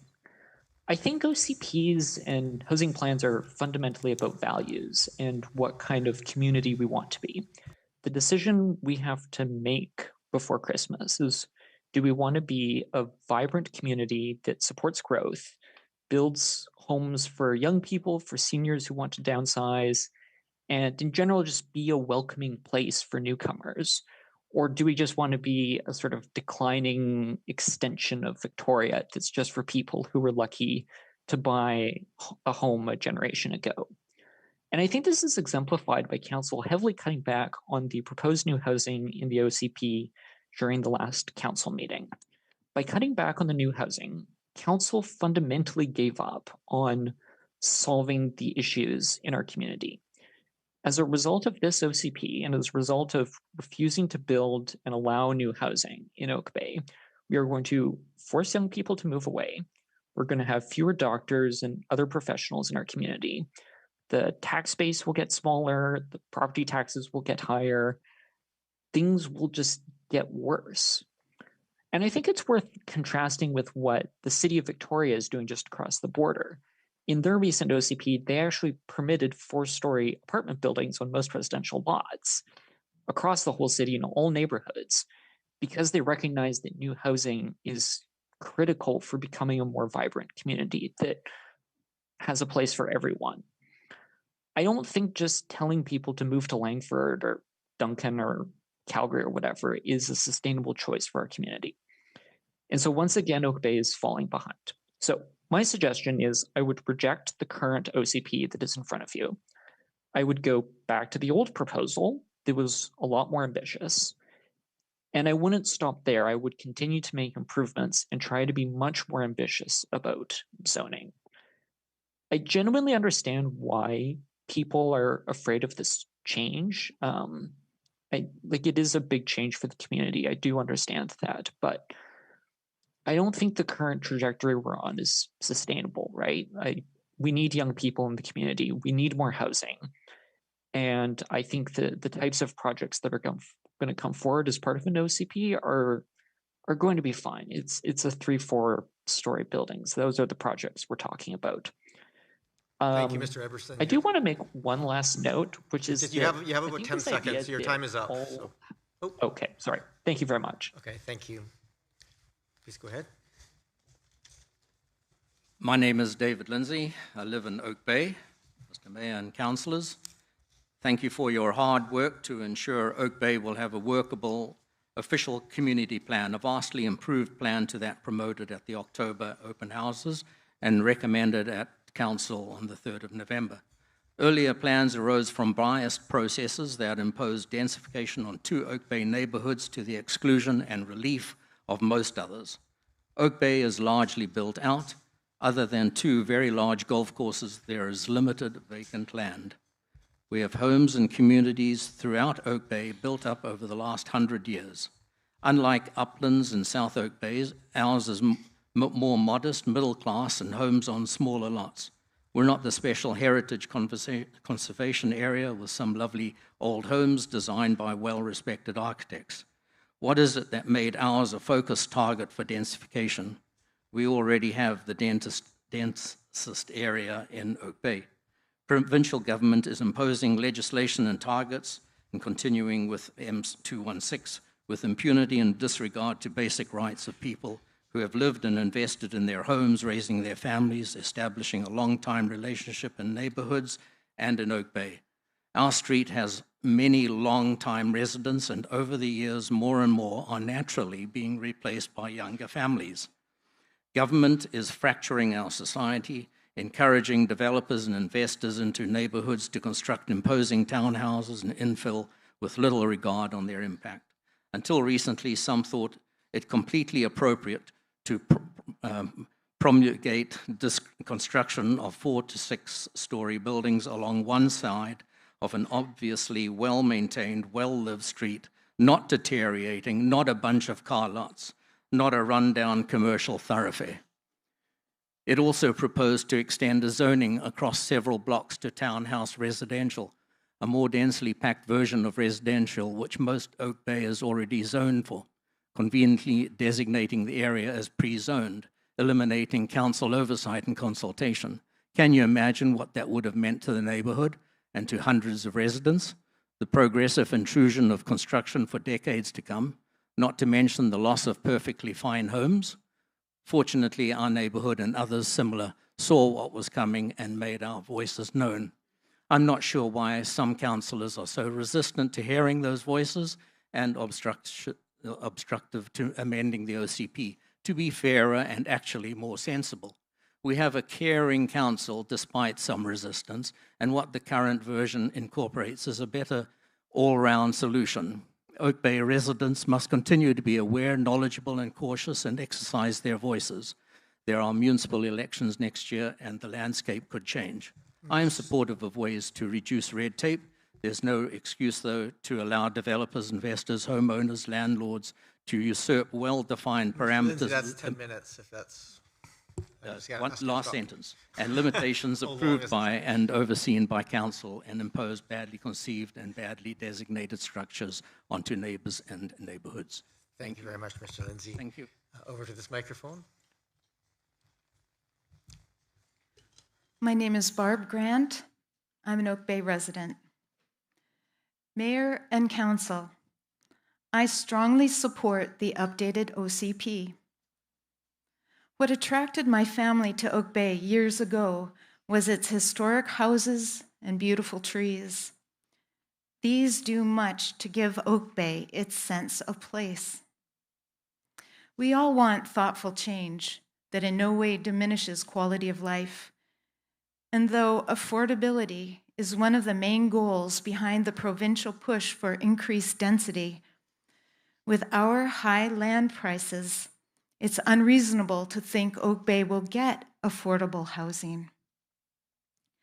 An Oak Bay resident wrote to council a few weeks ago saying, quote, "Oak Bay is unable, through no fault of its own, to have a meaningful part in helping provincial housing affordability. Not today, not in 5 years, not in 50 years. London was expensive 300 years ago. Has all its density helped make it more affordable? Unequivocally, no." Unquote. According to experts, the solution to the housing crisis is large-scale, new planned communities in places where land is abundant and inexpensive, and where the federal and provincial governments are willing to generously support mortgages in these districts. The current federal government, with its Build Canada initiative, is headed in the right direction. I wish to thank council, staff, and consultants for hearing and responding to the various voices in our community. Thank you for coming up with a plan that provides for additional housing in a reasonable way to more than meet our target for new housing, while striving to preserve Oak Bay's sense of place. Thank you. Thank you, Ms. Grant. I'll come to this microphone, and then I'll do a few more speakers, and I'll go online. So please go ahead. Karen Sweeney, Oak Bay. Welcome. I would like to express both my appreciation for the significant work Council has undertaken in recent months and my concern about the process, particularly the lack of equitable and transparent decision-making surrounding Oak Bay's current land use framework as outlined in the draft OCP. I recognize the challenge of balancing provincial housing requirements with a community that deeply values its character, natural spaces, and sense of place, values that I also share. However, I was disappointed by how the decision-making process unfolded. It divided council, created distress in the community, and left many residents feeling unheard. While Oak Bay may technically meet its 5-year, 20-year housing target, the process did not support thoughtful long-term planning or an inclusive 20-year vision. Most residents do not want unnecessary densification, yet many of us recognize the need for well-designed future growth and a more diverse housing stock, options that allow seniors to downsize, young people to stay, and new residents to build a life here. It was therefore troubling to see council depart from the land use options developed through meaningful public consultation rather than debating and refining them transparently. After spending many hours participating in these sessions myself, I would have welcomed a cooperative, nuanced discussion grounded in staff expertise and additional community input. Instead, the process felt abrupt, divisive, and disconnected from the engagement that informed it. When only the loudest and most organized voices dominate public discourse, it is easy to assume they represent the entire community. They do not. Missing from the land use conversations council undertook were youth, students, young families, future residents, and those without the time or capacity to attend meetings or write letters. Decisions should be rooted in democratic engagement, professional expertise, and council's responsibility to represent the full breadth of our community, not only those who are housing secure and highly engaged. Oak Bay is an enviable place to live, but that should not preclude it from being a community that welcomes change and embraces a vibrant future vision with more diverse housing options, including affordable ones. Ultimately, I believe council missed an opportunity to demonstrate leadership that could have strengthened public trust, reduced divisiveness, and supported better long-term growth for the community. And finally, I would like to thank all of you and the mayor for your thoughtful contributions on this challenging matter. Thank you. Ms. Sweeney. To this microphone, please go ahead. Good evening. My name is John Thompson. I'm a resident of Oak Bay and Upper Henderson area. I might add that at various times I've lived in all 4 of the core municipalities, but I also spent just about half my life in other parts of Canada. So I think I've gained a bit of a frame of reference that helps me understand community planning here and elsewhere.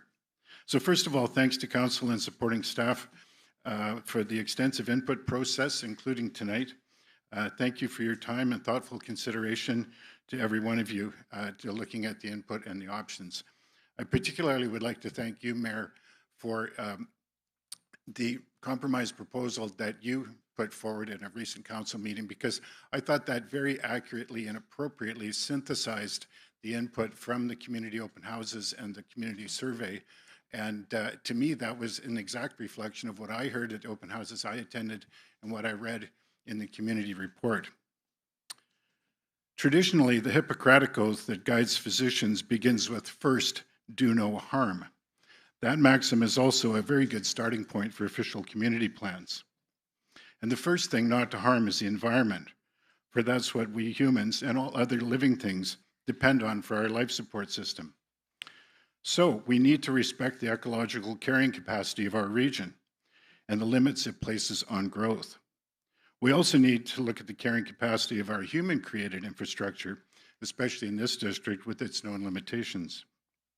With these thoughts in mind, and on behalf of my wife and I, we'd like to speak very strongly in favor of the updated community plan as proposed tonight. In the face of provincial legislation that demands unreasonable increases in density, which have not demonstrated any improvement in affordability, if anything, quite the reverse, we have more than enough increased density if there was duplexes, let alone quadruplexes everywhere. So the update tonight strikes me as good a balance as we're likely to could be hoped for.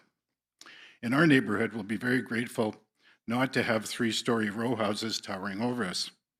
And for the higher density areas of Oak Bay, with few exceptions, 4 stories are enough. We do, however, support the vision for a new village at Cedar Hill Corners, provided the scale is reasonable. If this were to be modeled on the highly successful Westbrook Place at UBC, which has a maximum of 6 stories, it could be a great asset to the university and to the community. We're not opposed to densification or increased density or growth. It just needs to be reasonable, scaled, and sequenced at a rate that we can understand what's happening and manage the process as it goes along. So thanks to Council for finding a balance that allows for reasonable, digestible growth while preserving the environment, character, values, and quality of life in our community. Thank you. Very close to exactly 3 minutes. I'm going to go to a couple of speakers online. I'm going to come back into this room.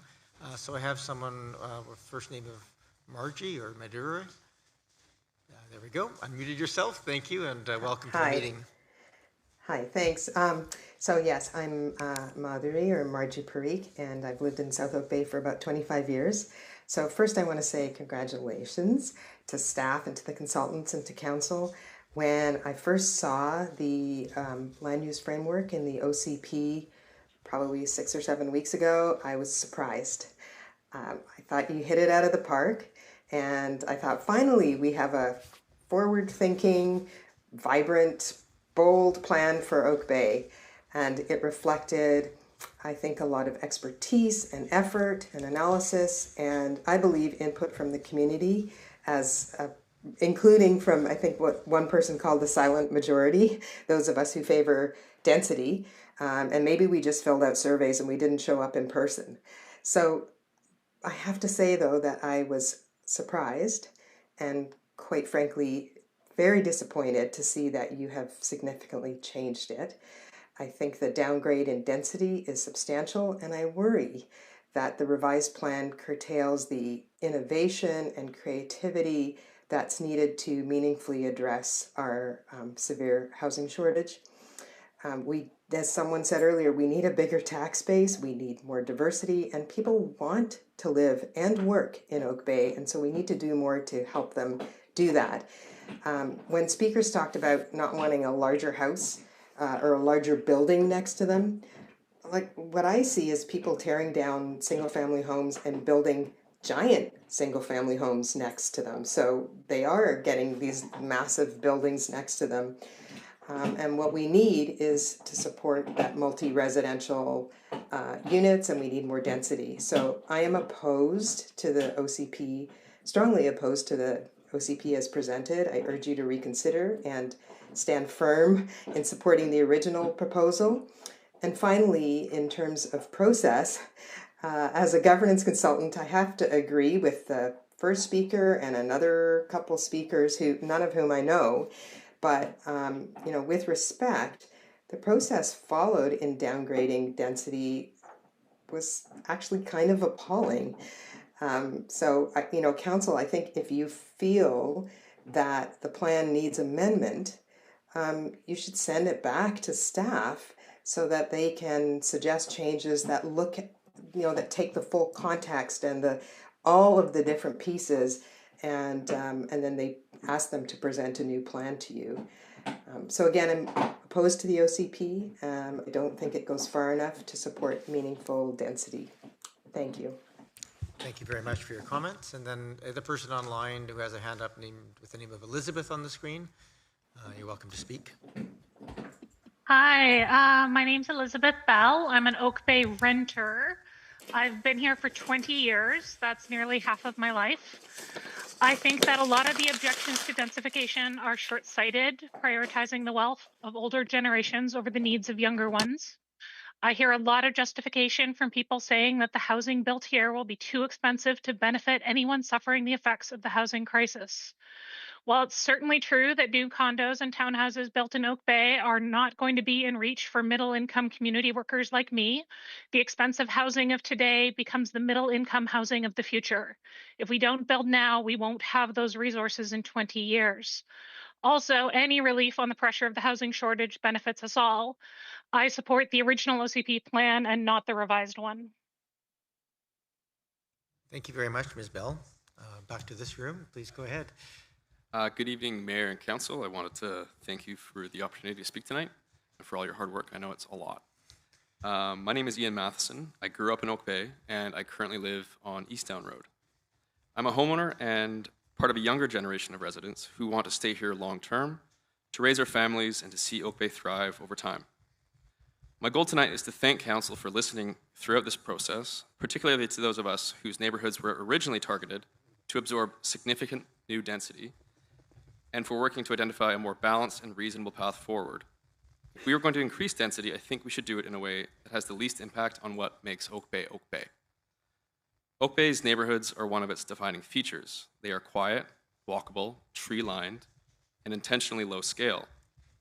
That character didn't happen by accident, and once it's lost, it can't be recovered. While the original plan was trying to help with density, it placed a disproportionate burden on established residential neighborhoods and risked undermining the very qualities that define Oak Bay. Through the current draft of the official community plan, Council has found a better solution. Density should be added where it makes sense, and for me that means two places. First, along major transportation corridors and commercial arteries, where higher density is expected and the infrastructure already exists. And second, UVic. UVic has more than enough land to absorb all of the housing units the provincial government has mandated for Oak Bay. They can literally meet the entire requirement. Given that reality, pushing additional density deeper into residential neighborhoods makes little sense and would only detract from Oak Bay's quality of life. There is a clear and practical solution right in front of us, and I think we should use it. It's not anti-housing, it's smart, targeted planning. Please approve the current draft OCP and pursue targeted density at UVic and major corridors. Thanks very much, and thanks for all your work. Thank you for your comments. Over here. Welcome. Thank you. Good evening, Your Worship, Council. I'm Ray Bernades. I'm a resident of Oak Bay. And I just want to speak to one specific concern tonight regarding the land use of 2251 Cadboro Bay Road, formerly known as Oak Bay Lodge, and the proposed inclusion of supportive housing in this area. I believe there are currently 2 covenants on the property that make its land use exclusive to seniors and for the purpose of healthcare. The property is across the street from our high school. It is also across the street from our community daycare, our youth center, and our before and after school programs. It is just down the street from our very large elementary school. It is a few hundred meters from Oak Bay's rec center with a constant child youth activities. In short, this small area is unquestionably Oak Bay's child and youth hub. Additionally, there is seniors housing on nearby B Street, and if more seniors housing is built on this property, which I would strongly support, this area would be the epicenter of children, youth, and seniors, all vulnerable groups who rely on you as council to keep them safe. As a former Oak Bay police chief with over 31 years of policing experience, and as an active public safety consultant, I can confidently tell you that this area should be the last place we consider placing supportive housing for anyone other than seniors. Through the years, I have heard misinformation and disinformation related to supportive housing. If the covenants are removed on this property, we will lose control of the space and another level of government can use it as they see fit. Their definition of supportive housing may differ greatly from the vision you currently have. We have seen what happens in other communities when that occurs. If council needs to place supportive housing somewhere within Oak Bay, that is a separate discussion that should not be conflated with the issues facing our seniors and a property which has been protected for their usage. We are in a seniors healthcare crisis and a seniors housing crisis. And based on the age of the baby boom, we are in its early stages. This should be a top priority, and the issue of supportive housing should not be slid in to the same issue. Oak Bay is in a good position to do more for seniors, as we have land set aside for this at 2251 Cadboro Bay Road. Importantly, this land has been set aside specifically for seniors and is protected by a covenant. It seems the healthcare covenant may need to be modified to permit the housing of seniors on this property. In my view, this is a fair adjustment and consistent with the pre-existing Oak Bay Lodge usage. It also helps Oak Bay meet its housing targets. I just simply want to conclude by saying that I just think that sometimes with the senior priority, we tend to conflate other priorities in. We would never do that on any other issue. When we talk about a drug crisis facing people, we don't conflate the issue of seniors housing into that issue. And I think seniors deserve their separate issue, and this is a priority. And we're perfectly placed right now with that covenant protected land. And I would encourage council to get shovels in the ground and get going and building not just a healthcare supportive facility there for seniors, but seniors housing. The only ask I have is that we keep that one covenant, that it retain its purpose exclusively for seniors. Thank you.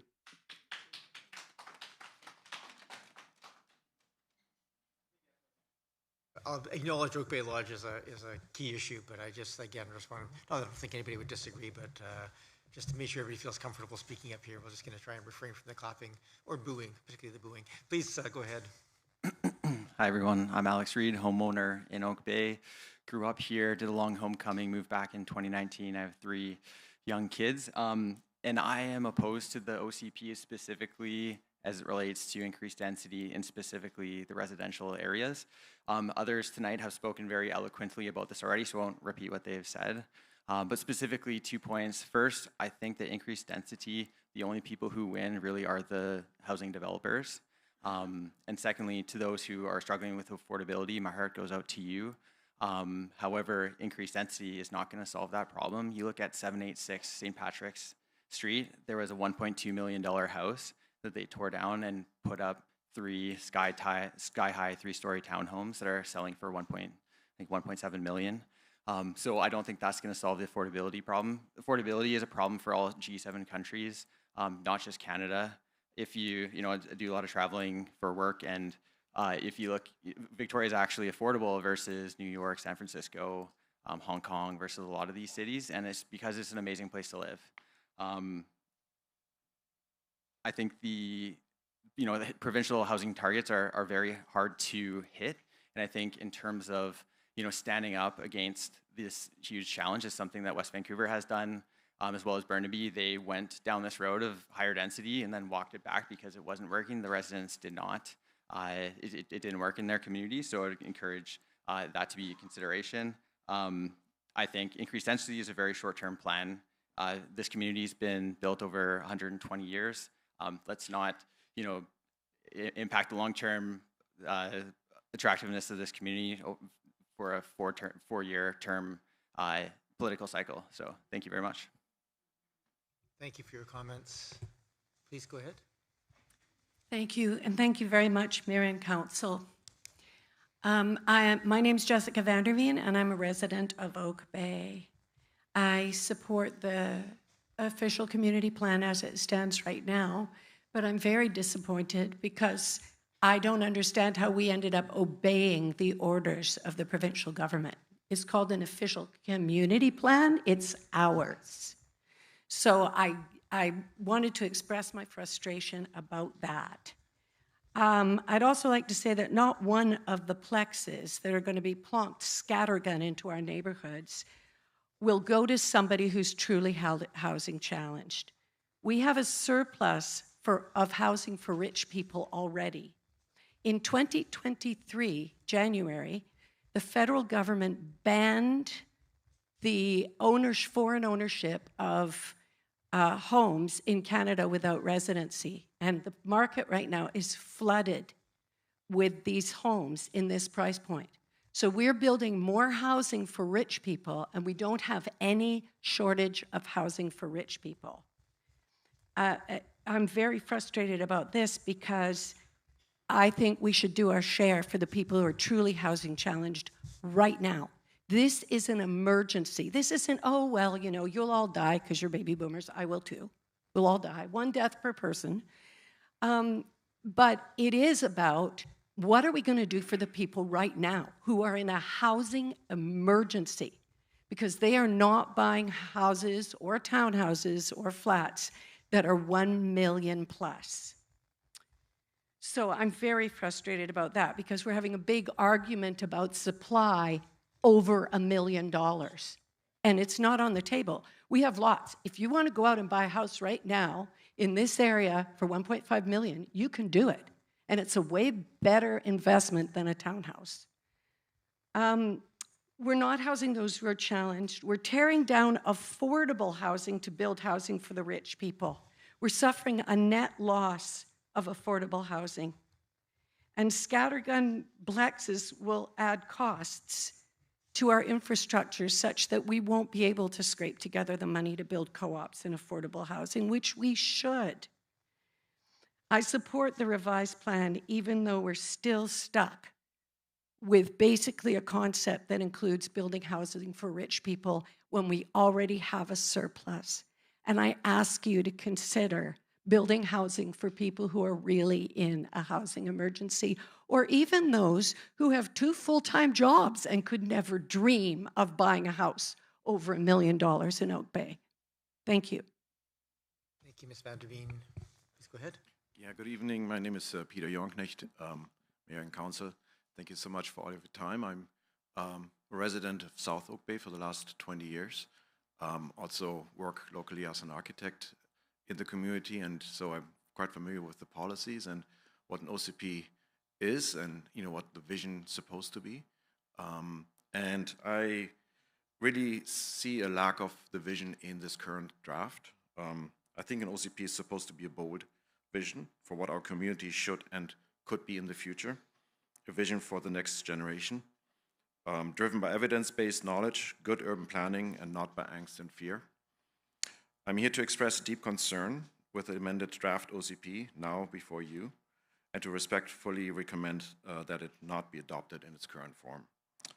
First, the process used to design or redesign the land use map on November 3rd departed significantly from established planning practice. After months of engagement, professional analysis, and staff review, the draft map clearly reflected what the majority of Oak Bay residents said they supported. Focused growth in village centers, appropriate density along transit corridors, and limited infill in established neighborhoods.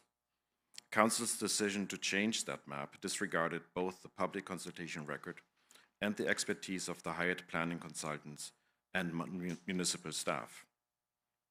These professionals were entrusted with providing evidence-based recommendations, and they did. Their work was replaced without comparable analysis, without a transparent rationale, and without returning to the community for validation. That is not a process residents can have confidence in. Second, the amended map does not position Oak Bay to meet its long-term housing needs. Staff have already reported that current zoning cannot meet 20-year targets and relies heavily on infill that does not deliver the diverse housing types residents have been asking for. By reducing multifamily areas and substituting isolated townhouses pockets, the amended map weakens our ability to respond to demographic change and provincial expectations and our own community priorities. It is also concerning that the OCP projected build-out capacity now depends on pre-zoning, something for which there seems to be no clear support at this council table. Without aligned zoning, the OCP simply cannot deliver the outcomes it claims. Finally, this process risks damaging public trust. Residents participated in good faith. Staff and consultants provided professional evidence-based guidance. To override that work late in the process sends a troubling message that expert advice and community input can be set aside without due consideration. For these reasons, I strongly urge Council to not adopt the amended OCP at this time. Instead, please return to the previous vetted draft land use map, work with staff and consultants to refine it through transparent, evidence-driven process, complete updated capacity modeling, and re-engage the public before final adoption. Council, in my opinion, has a responsibility to be guided by the professionals hired to do this work and by the planning expertise within the municipality. Doing so will ensure Oak Bay adopts an OCP that is credible, forward-looking, and truly reflective of our community values. Thank you. Thank you. Over to the side.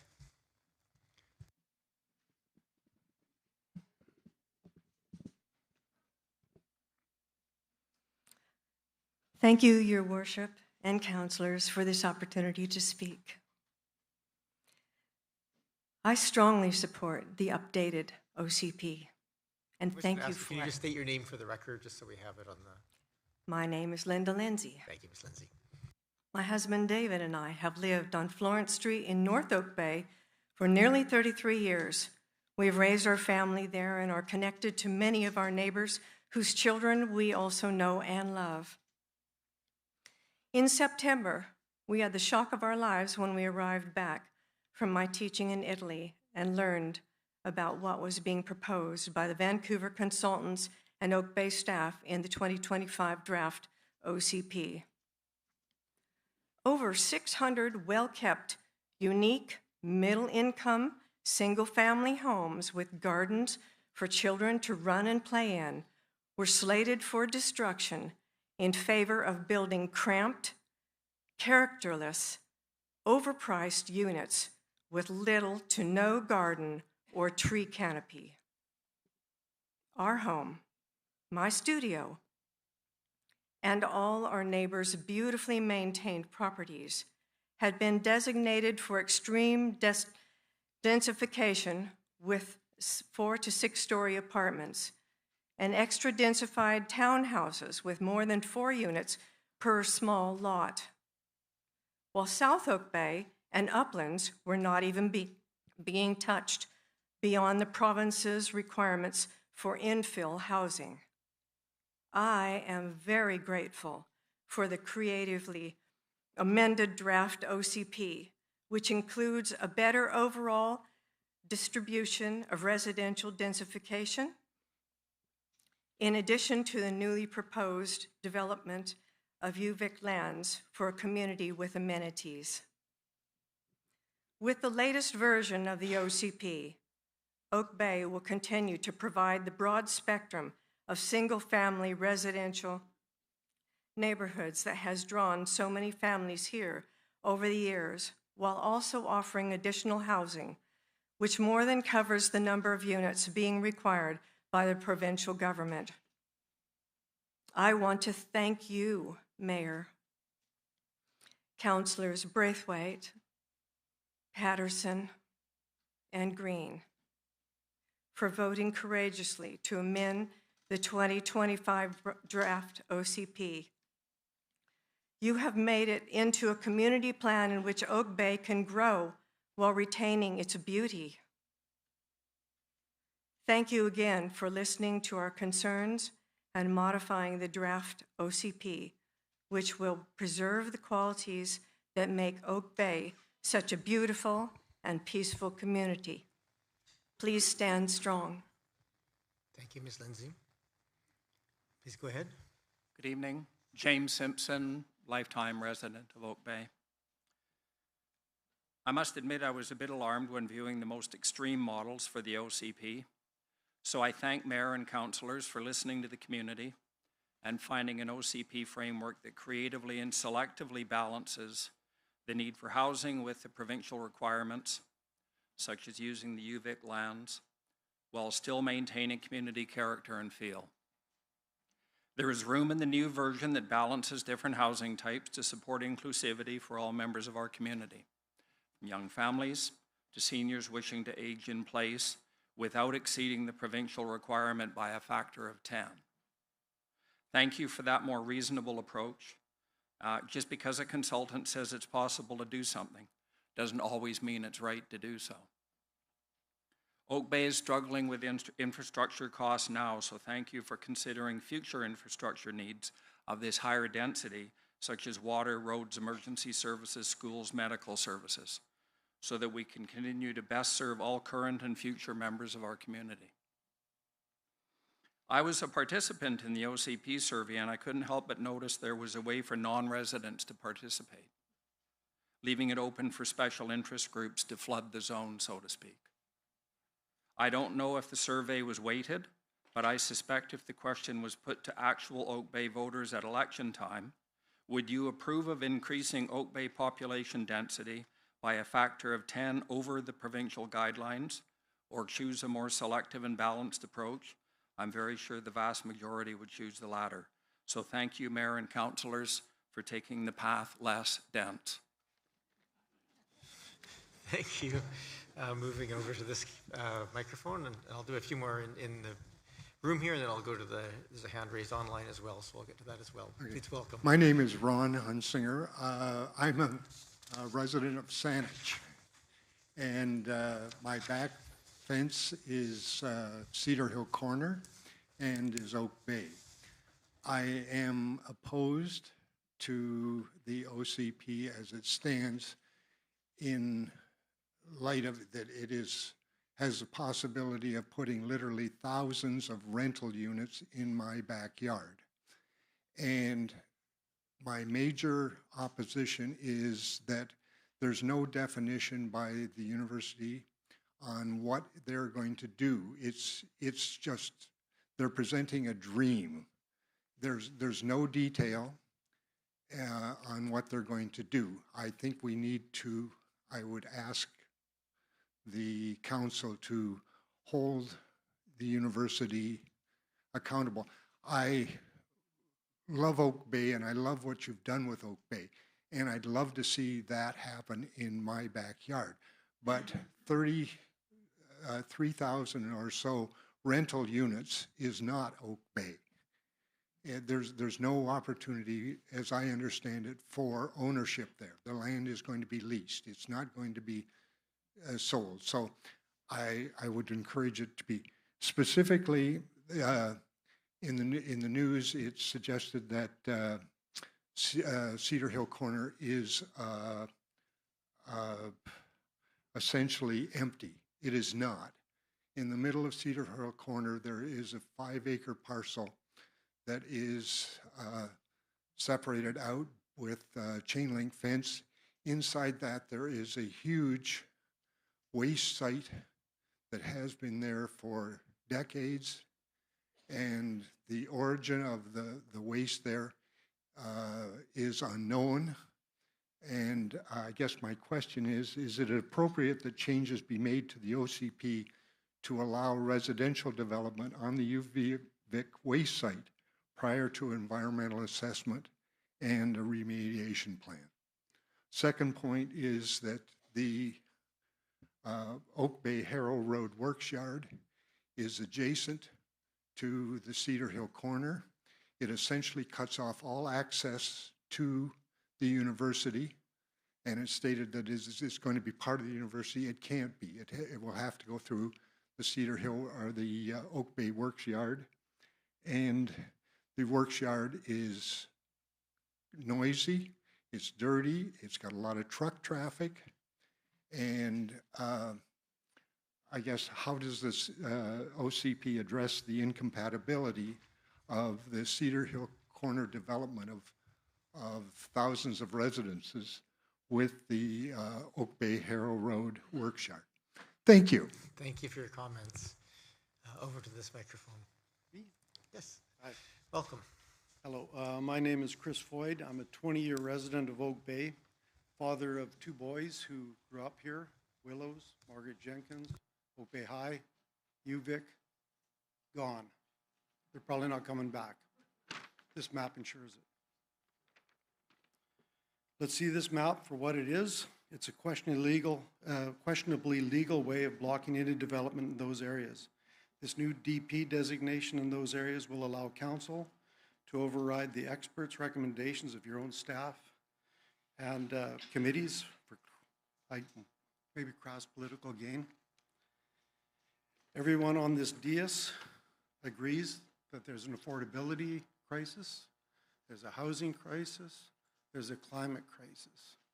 This map. Ask you just to step slightly closer to the mic. You can just take half a step forward and you'll be fine. Thank you. This map ensures that those problems will be punted to the lesser communities. Thank you. Thank you for your comments. Go ahead. Okay, well, my name is Steve Gorham. I live in Oak Bay. I've lived here since 1998. I want to thank the council for all the hard work you've done on this process. Whatever side you're on, it's been a lot of work, and I am fully in support of the current version of the plan. I think it's a really good compromise. It meets the obligations you have under the provincial government's mandate, and I think that's why we're all here right now, is because we've got the provincial government forcing us to go through this process for good reason or bad, I'm not sure, but that's why we're here, and that's why we're jammed up against these deadlines. I think that there's no compromise is perfect. I've learned that a long time ago. But there is a way that you can revisit the plan in 5 years or up through the next 5 years, and you can work on it. The original plan put forward by staff and the consultants had, I think you call it townhouse residential, which I thought, what exactly is that? And so I went and kind of looked in the definitions a little bit. And I also looked at the developments that are going on right now. And there's 9 properties that have been bought recently that have been turned into those 4-plexes or 3-plexes that are currently allowed under Bill 44. And the 9 properties that were sold for $1.46 million on average. The units that are now up for sale that have been built, these narrow townhouses, are on average $1.49 million. So they're more expensive. So anyone who thinks that this townhouse definition helps affordability, it's a pipe dream. We have 3 children, young adults, and they can't afford to live here. They maybe can afford to live in an apartment downtown, but nobody can afford to live in these buildings that are being built by the developers, whatever your definitions are. So for that reason, at least, I'm fully supportive of the current proposal, which limits that definition. Thanks. Thank you very much for your comments. Over to this microphone. Welcome. How's that? Perfect. Sound clear as a bell. Okay, my name's Leona Fernette, and I live on Woodburn Avenue. My husband and I have owned 3 homes in Oak Bay, each time moving up the grid a little bit further. Over 45 years. I raised my daughter here, and we have continued a family legacy, which is called intergenerational living. It's very popular in many cultures and should be completely embraced in Oak Bay. You can have them near you, but not with you. I'm here to say that I would like to thank you for letting me speak. I really appreciate it. I think what I have to say is just as important as anyone else. Oak Bay is uniquely special and the envy of many. Our greatest asset is our incredible natural beauty. We have one of the most intact Garry Oak ecosystems in the world. Our protected tree canopy defines us and provides a habitat that protects us in unpredictable, ever-changing climate. Oak Bay is defined by the Salish Sea. We have a finite land base. Endless densification is destructive and unsustainable for a community. And we must ask, for what purpose? We know we will never be able to offer affordable housing. Canada is vast. Solutions must be more creative than pushing more people into South Vancouver Island, which will never have unlimited space nor affordability through density alone. Oak Bay has a strong identity. We are not Victoria, we're not Saanich. We are valued for our safety, our amenities, good governance, and the commitment of all that live and work here. An exceptional quality of life. A wonderful place to raise a family and to call home. A place visitors love to come to with memories of how life could be for them. I commend the Mayor and Council for the work on the draft OCP.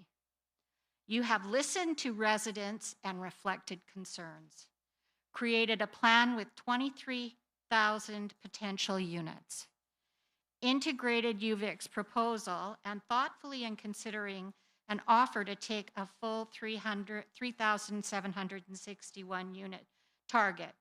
I doubt that we'll ever see that completely in our life, but it will be there. We recognized Bill 44 and its impacts, the loss of single-family zoning for multi-unit pressures, proposed a balanced and equitable approach to growth. The original OCP was a pie-in-the-sky overreach and destructive of perfectly existing neighborhoods. Ms. Fernette, that is your time. If you wish to continue, you can come up for a second time. I'm going to let other people speak. I will. I'll come back because I want to talk about Oak Bay Lodge. Okay. Over to this. I'm going to go to this microphone, and I'll go online. I'll come back to this microphone. So go ahead, please. My name is Anne Braybrooks, and I thank you for your service to Oak Bay and for the opportunity to share my concerns today. The original OCP plan was alarming to me, to say the least. I was very disappointed to see that. It seemed overly aggressive to me. The revised one seems much more in line with what will fit in Oak Bay. So I would support that with some reservations. I live on Allenby Street. I'm 3 houses in from Foul Bay. The original OCP plan had those 3 houses designated as slated for 6-story buildings. So if my neighbor was to sell up, a 6-story building could be put in next to me. On our back south-facing yard, we get very little direct sunlight because of huge trees in neighbor behind us. So all of our sunlight comes from the west. And we have raised beds, we raise bees, we have a greenhouse, we try to raise as much of our own food as we can. And if that sun was blocked out, we would have none of that. And that's a real concern. Another concern I have is the parking on Allenby. We're very close to the plaza there, Dean Heights, and so there's often congestion on our street. We have a young neighborhood with lots of young kids. They're running up and down the street, they're on their bikes, they're going back and forth between Carnarvon Park and their homes and each other's homes. And if we were to put densified housing on our block, and many of the blocks up and down Foul Bay, the increase in the parking strain would be incredibly difficult to deal with. As it is now, there have been a couple of occasions when I've had to ask my neighbor if I could park in her driveway because there is nowhere on the street to park. I guess in keeping with those two concerns, that's going to result in a decrease in property value, which is something of a concern considering many of us consider our homes to be our retirement fund. So that's something that that is a concern as well. And also, as has been stated several times tonight, the need in the community is for affordable housing. And just by virtue of land costs in Oak Bay, there's no such thing as affordable housing in Oak Bay. It doesn't matter what you build in Oak Bay. The land value is too high to accommodate anything that is affordable. So I just don't feel that this is a viable solution for our community. Thank you very much for the opportunity to speak. Thank you very much. I'm going to go to, there's a speaker online with the screen name of Shelby, and then I'll come back to this microphone. So if Shelby, here we go, unmuted, please state your name and municipality of residence. Okay, volume? Yeah, we can hear you. Please go ahead. Okay, my name is Shelby Kane. I live in Oak Bay. I've lived here my entire life. I went to preschool at Paddington Station. I went to Willows Elementary, Monterey Middle School, and Oak Bay High. I live here. I work here. I've found love here. And now I live in a women's shelter. And after that, I don't know where I'm going to go. And I hear that people have concerns about sunlight and too much development around them. I'm terrified of ending up on the street.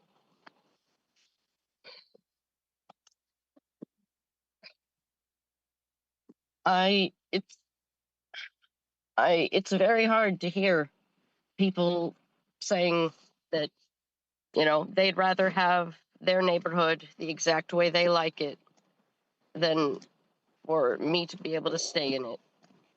I feel like I don't belong in this community anymore. Oak Bay is only for the select, and I'm not one of them, so I'm not welcome here. I am very disappointed that this version of the OCP is not as strong as the previous one. I don't believe at all, and it's utter nonsense, that affordability is impossible here and that densification will somehow ruin our neighborhood. I love this place. It's my home.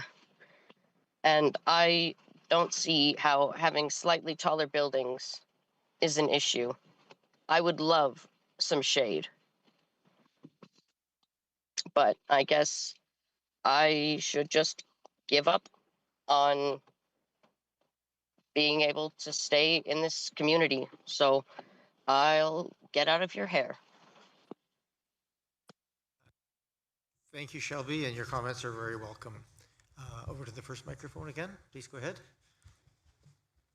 David Wilkinson, an owner in Oak Bay for the last 27 years. One of my three sons lives in Oak Bay. My parents lived in Oak Bay before, on Woodburn, actually. So, Mayor and Council, I'd like to provide a little bit of perspective and criticism about the process primarily. Full confession, I'm a retired architect. I have a degree in urban geography and urban land economics. I know how cities are supposed to grow, but this is a suburb, and it's a suburb that's on the edge of the urban ring, and cities grow outward from the center, so we are right bumped up against us and Fairfield as the next layer of growth in a naturally occurring city for all kinds of really good reasons. When I saw the draft, I thought it reflected, the early draft, I thought it reflected at least a good try at quite a modest effort to respond to the needs, not only the orders from the province, but the needs expressed by the community and certainly my own sense of things. But a little bit appalled at the last minute rush to, somebody got out the crayons and threw something together is what it feels like. All of the professionals I know in this community are equally appalled and concerned that we lose a lot of credibility when this kind of thing happens, despite pressures from people who live here today. Half of us in this room, rough calculation, will be dead in 20 years. Don't pay any attention to them. Don't pay any attention to me either, but I don't care. I mean, I'm not going to last 20 years. But I guess my point is, you still have, 22 days? I don't know how you rushed or spent that much time to get this close to something and have it in kind of a rough shape. You've heard a number of people say that you should go back to the slightly more aggressive approach, because all of these approaches tend to get watered down over time. They don't get stronger. But at least if you start with a reasonable aspiration, you'll get some of it. The redraft, where the ink is hardly dry on, is a kind of let's start out kind of slow and maybe it'll peter out altogether approach. I don't really believe that all of council actually gets excited about Mr. Wilkins, moving I'm going to forward. have to ask you to wrap Okay? up your comments. It's Hold 3 on, minutes. one more comment. I used to joke that when I came from Vancouver all those years ago, NIMBY meant not in my backyard, but Oak Bay invented banana, built absolutely nothing anywhere near anybody. I don't think it's an Oak Bay invention, that term. Please go ahead. Thank you, Mayor and Council. My name's Michael Stevelak. My wife and I have lived in Oak Bay for 40 years. Our 2 adult children and 3 grandchildren also have the pleasure of living in Oak Bay. I'm here tonight to speak in favor of the latest version of the OCP. And it's not because I think it's a perfect document, but I think it's the most workable solution by a deadline of the end of the year, which I've understand that Council is taking that as a serious, firm stop and did not want to go to the provincial government to seek an extension. So I think Council has been, and staff, have been put in a very difficult position throughout this process. And just as a little bit of background, I've attended numerous council meetings. I've attended meetings with several groups in Oak Bay. I didn't realize how many neighborhood groups there were in Oak Bay, and thank God the Oak Bay network of neighborhoods has pulled them together a bit. But the good thing that's come out of this OCP, it's been a very galvanizing process, and particularly with regard to Bill 44, it's been a galvanizing process in opposition to what has become out of Bill 44. So just as a bit of background, and I'll wait for the hook, but Oak Bay was actually going quite merrily along developing an OCP and had additional housing targets that were very consistent with what the provincial government said they would desire for Oak Bay. And they had an infill housing program that made a lot of sense, that didn't have this mass, specter of triplexes and fourplexes everywhere. And then the provincial government came out with Bill 44, And it completely really handcuffed the municipality and stripped them from a lot of their ability to make decisions about what communities might look like. And we're still there today. So that made it a very difficult situation. I'll just say that the Oak Bay, in their infill plan, they called it gentle density, and they said additional density was going to look much like the houses next to it on the block, but they would just be more units within the same sort of scale and framework. Well, if you see what's going on around us, that's not the case at all. So this gentle density concept went out the window. I'll just say that, even though I think that we've been bullied by provincial government, I hope that the residents of Oak Bay have seen a number of provincial governments come and go, and the mandate of the day will be changing. And I hope that our 20-year vision for our OCP will not be totally shaped by the mandate of the day. I would hope that our councillors can support this latest version of the OCP, and OCP is a living document, and it will be changed. I have to Thank pull the you. hook. Appreciate it. All right, thank you. Please come forward.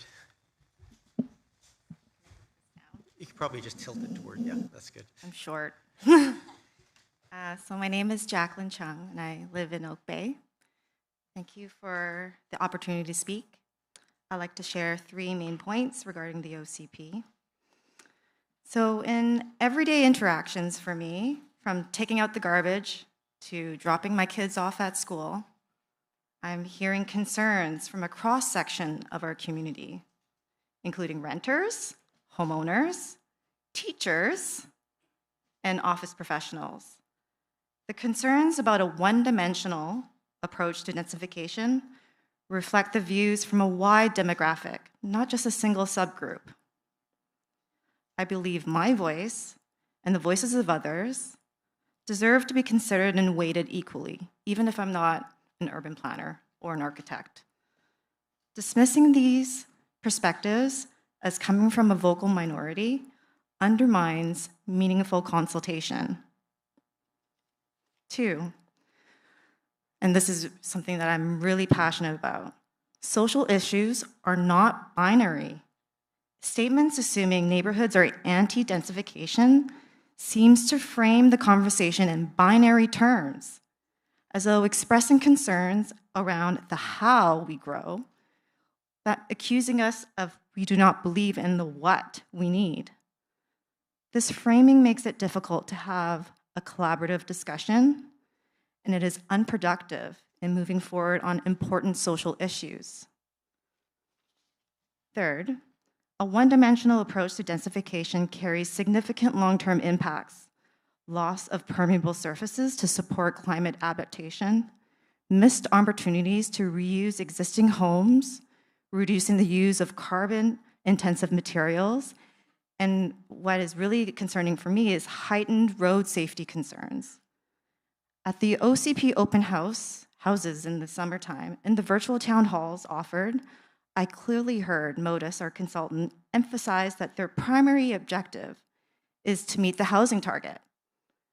When residents asked about the details on how resource management will match development, we were asked to reference draft policies and broad commitments. This focus on development left me concerned that social and environmental values were not being equally prioritized. If the one-focused policy approach is applied, each decision made today that ignores our values will result in cumulative adverse impacts, and we will compromise the community's long-term resilience. Therefore, I understand why the proposed OCP needed amendments to evolve from a singular approach to a holistic one. The current draft reflects that balanced, community-focused approach. And I'm really encouraged that this draft OCP strengthens key corridors like focusing development on Oak Bay Avenue and Estevan Village. I have to ask you to wrap it up because that's over 3 minutes. So. Okay.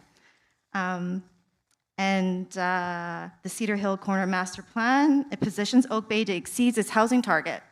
So it galvanizes my support for the current draft OCP. Thank you. Thank you. Over to this microphone. My name's Lisa Cairns, and I live in Oak Bay. I don't have prepared statements, so this should be short. First of all, I just wanted to thank all of you for your work on this community plan and say that I broadly agree with it. I think it's a reasonable compromise. I've heard a compromise described as something with which nobody is happy. So perhaps this falls somewhat in that category. But anyway, I think it should be supported. I did want to just discuss one narrow point of process, though. I should say I'm an epidemiologist, and so I was looking for what I would call a detailed report on the survey, which would talk about things like the response rate, the actual analysis done and how it was done, whether there was a weighted analysis of any type, how the respondent population matched the target population, and then actually a detailed breakdown of how each question was answered. I couldn't find that anywhere. Maybe it exists, but I did ask for it several times, both by email and also in person, but I haven't received it. But I think it would be helpful for people if you would have that kind of transparency and make that type of report available. Thank you. Thank you for that. So we're trying to be creative here. There's a lot of busy moms out there in our neighborhood. Would I be able to read out my neighbor's statement? Or I can also wait in line again? I think you better wait in line again, just to give courtesy to other people in the thing. There's a shorter line on this side. I'm just going to point that out as well. Please go ahead. Hello, I'm Desiree Bukowski, and I live on St. Patrick Street, and I did not plan to speak tonight. I actually thought I would just sit and listen. But I have found that this entire process has really set neighbor against neighbor, and it's unfortunate. Right from the get-go, with the initial survey, which didn't allow for people to really express themselves, you had to pick from these options, led to the people in South Oak Bay saying densify elsewhere, and the people elsewhere saying densify South Oak Bay. And so I don't actually think that the results from that survey reflected what people believed that Oak Bay should look like. I think it reflected people trying to protect their own neighborhoods and communities. And I commend Mayor and Council for making changes to what came out of that survey. I've lived in Victoria since 1994. I never anticipated living in Oak Bay. I didn't even look for a house in Oak Bay. And then one day, there was this listing that popped up, and I thought, oh, I'll drive by. So I did. And then I drove by again the next week, and the next week, and the next week. And I said to my husband, I think I found our house. And it's in Oak Bay. And we saw it, and we loved it. We loved the neighborhood. We didn't even buy the house. We bought the neighborhood. We bought the hole in the fence that my kids could dash through. We've gone to the neighborhood schools. I still have a son in Oak Bay High.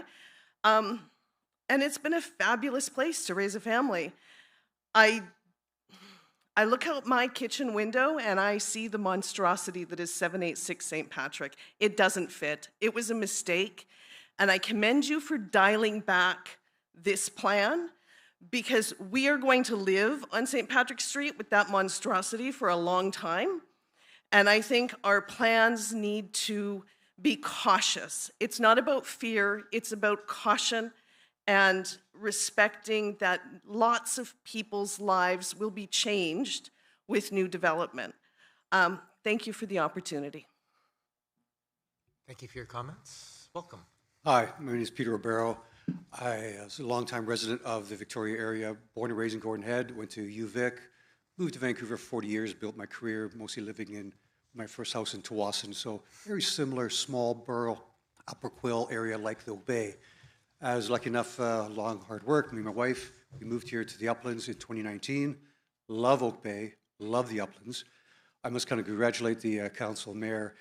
You guys have you received the most ominous type of challenge when a housing minister who his accolade was living in Saanich and going to university on a lacrosse scholarship had no real background on planning, on everything else, but somehow they gave you guys in the midst of a housing crisis, certain numbers to attain, and of which the number one output is affordable housing. Like the person on the phone, whether rental or to buy, that is the end game, affordable housing. So quite often government will not do is halfway through their mandates and bylaws, go halfway through the course of it, or even the postmortem. So here we have in Victoria, in Times Columnist. So they're 2 years into their housing mandate. And within the first 2 years, they're 48% achieving their 5-year mandate. Way to go. However, on the affordable housing, they've got 363 permits of their 5-year quota of 1,800. So it's not working for the affordability. Everybody knows since COVID and being a homeowner, renovations, cost of labor went up, cost of materials went up, many fold. If you look at Saanich, Shelburne and Mackenzie is what's called the Valley Corridor. Monstrosities, 8-level condos there. They're renting for $3,675 a month for 2-bedroom. Fill your boots. That's in Saanich. You can imagine what you'd get as an outcome. Nobody's doing the outcome mathematics.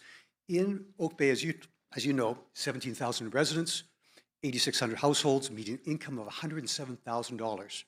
If you take the federal government's banking rule of thumb, 32% goes towards housing, that's $30,000. No wonder people can't afford to live here. You know, that's $2,500 a month. Like, you find those places for 2-bedroom. So I know you have an ominous task. Your surveys, you know, your open houses, 200 people showed up. I find it pathetic. You guys were not given the resources for a democratic council with a fiduciary responsibility of giving the plans for the next 10, 15 years of how this beautiful community will look like. But one thing I will mention is building new is increased density is not going to solve that problem of getting more people here.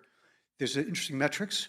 In 2023, CTV announced the survey in Ontario and BC has the highest empty suites in Canada, or nearly completed suites, of which Victoria, Vancouver has 37%. That's 37% of the houses that maybe a person wants a suite, chooses not to, and the main reason being is because of the tenancy loss. Fix that, and you'll get affordable housing. Thank you for your comments. Welcome. Good evening, Mayor and Council. Thank you for the opportunity to speak. My name is Lauren Brennan. I'm speaking on behalf of the Strata owners at a 15-unit, 5-story residential building at Newport and Windsor. Under the draft OCP, our property, along with several other existing 5-story buildings on Windsor Road, Goodwin Street, Beach Drive, and Newport Ave, would be placed in the MUR1 designation, with which limits future development to 4 stories. This would make these long-established buildings legally non-conforming and prevent them from being rebuilt to their current height without a variance after a major event. These homes have been part of the neighborhood's character and streetscape for decades. Our concern is about maintaining what already exists and has existed for generations. Allowing the existing 5-story buildings to be rebuilt at their current height is also consistent with the OCP's goals. Our request is straightforward. Please alter the draft OCP so that existing 5-story buildings, including ours, be permitted to rebuild to their current height within the MUR1 designation. This preserves the neighborhood character without decreasing the number of homes and provides us with the security of our investments in our homes should they need to be rebuilt. I'd like to thank you very much for your time and consideration and for all the work that's been done and gone into the OCP update. Thank you. Thank you, Mr. Brennan. Mr. Humphries, you'd be a second-time speaker, so I yes. haven't gone to second-time speakers yet. Thank you. Okay, you haven't got to second speaker? No, so I'm just taking first-time speakers at this time. Okay. And then I will make a call for second-time speakers. Please go ahead.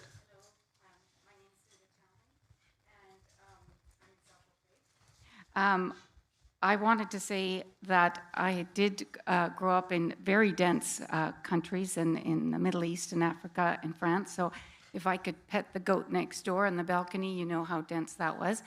I moved to Oak Bay knowing I couldn't move here for 25 years. And having been on welfare on the street at 14, I can sympathize with people who had nowhere to live. I made it my mission to get to Oak Bay after my husband passed, and I am gladly here, and I've brought my 3 children with me.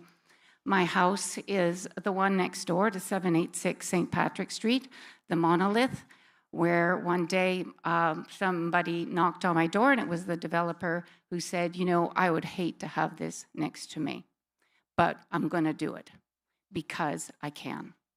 So my thing is, Whether, again, someone else said this, whether you can doesn't mean you should, especially in Oak Bay. When I found Oak Bay after living overseas, I don't think everybody, and not everybody realize exactly what you have here. You don't know what you have here. It's an incredible place. It's an island. You'll never, ever get affordable. Never will I get it in Beirut. Never will I get it in France, in Paris, in Rome, in all the places I lived in.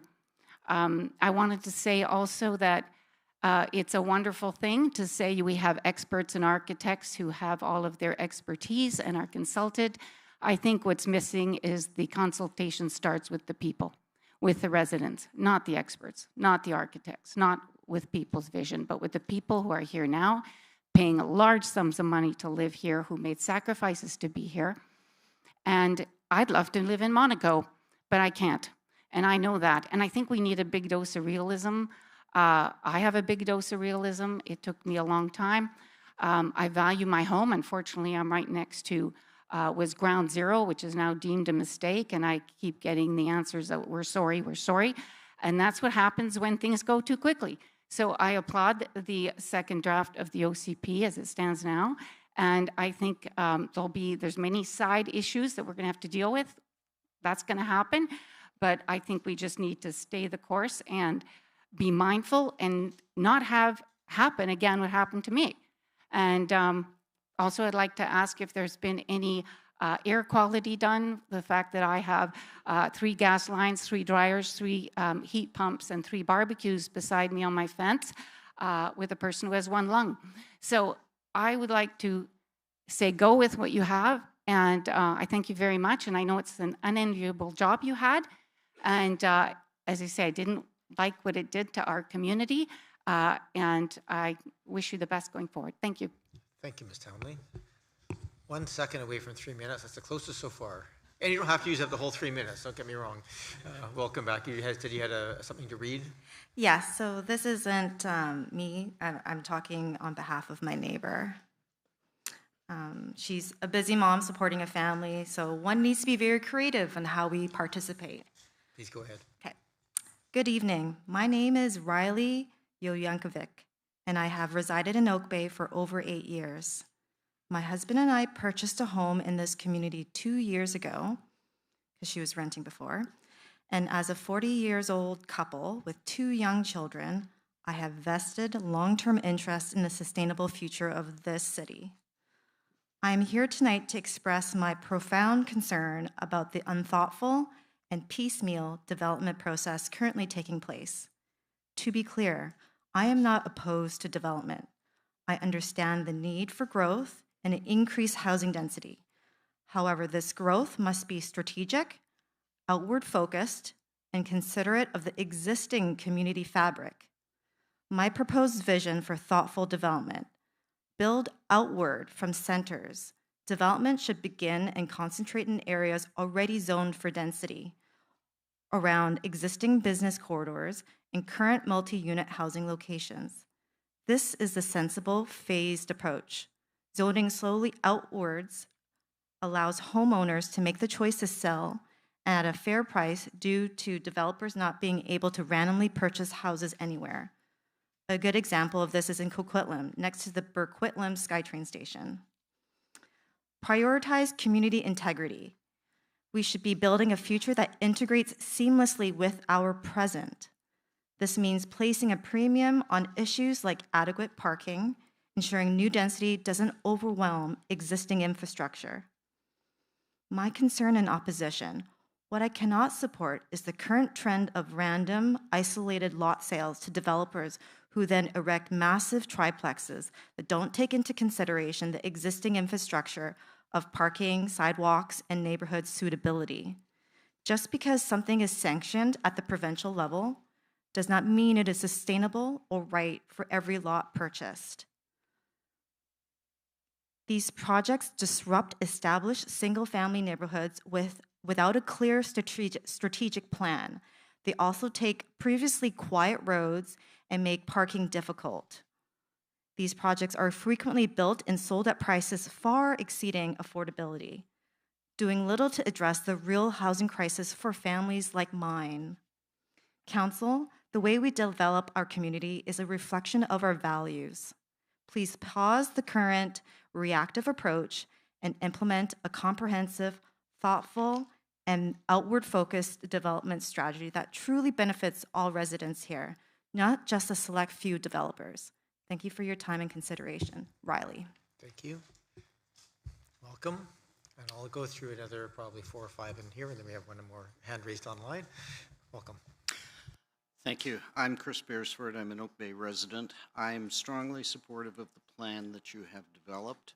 I don't think for one moment it's a watered-down plan. I think it's a fully achievable plan.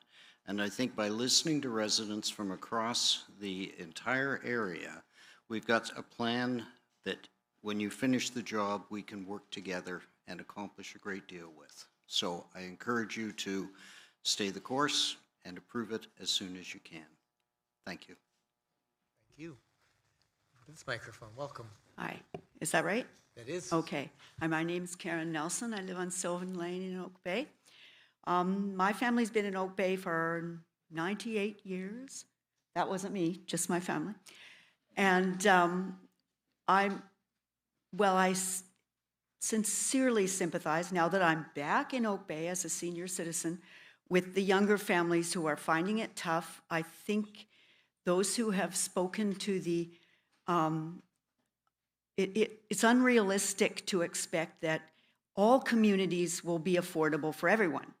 Human residence doesn't seem to work that way. When I was a young mother, we had to move away from Oak Bay with our young family. We went to Vancouver, made a deal with my husband. When we were ready to retire, I got to choose. Took us all that time and all that saving to get back here, and we got a little fixer-upper, and it's been great. I don't think that I'm a NIMBY because I'd love to see Oak Bay continue to be what we all love about it. It's low scale, it's quiet, beautiful, all the things that we all know. Unfortunately, if we keep saying unrealistic things like all of our children or grandchildren should stay where they were brought up, I'm here to say it wasn't the end of the world when you have to go somewhere else for a while.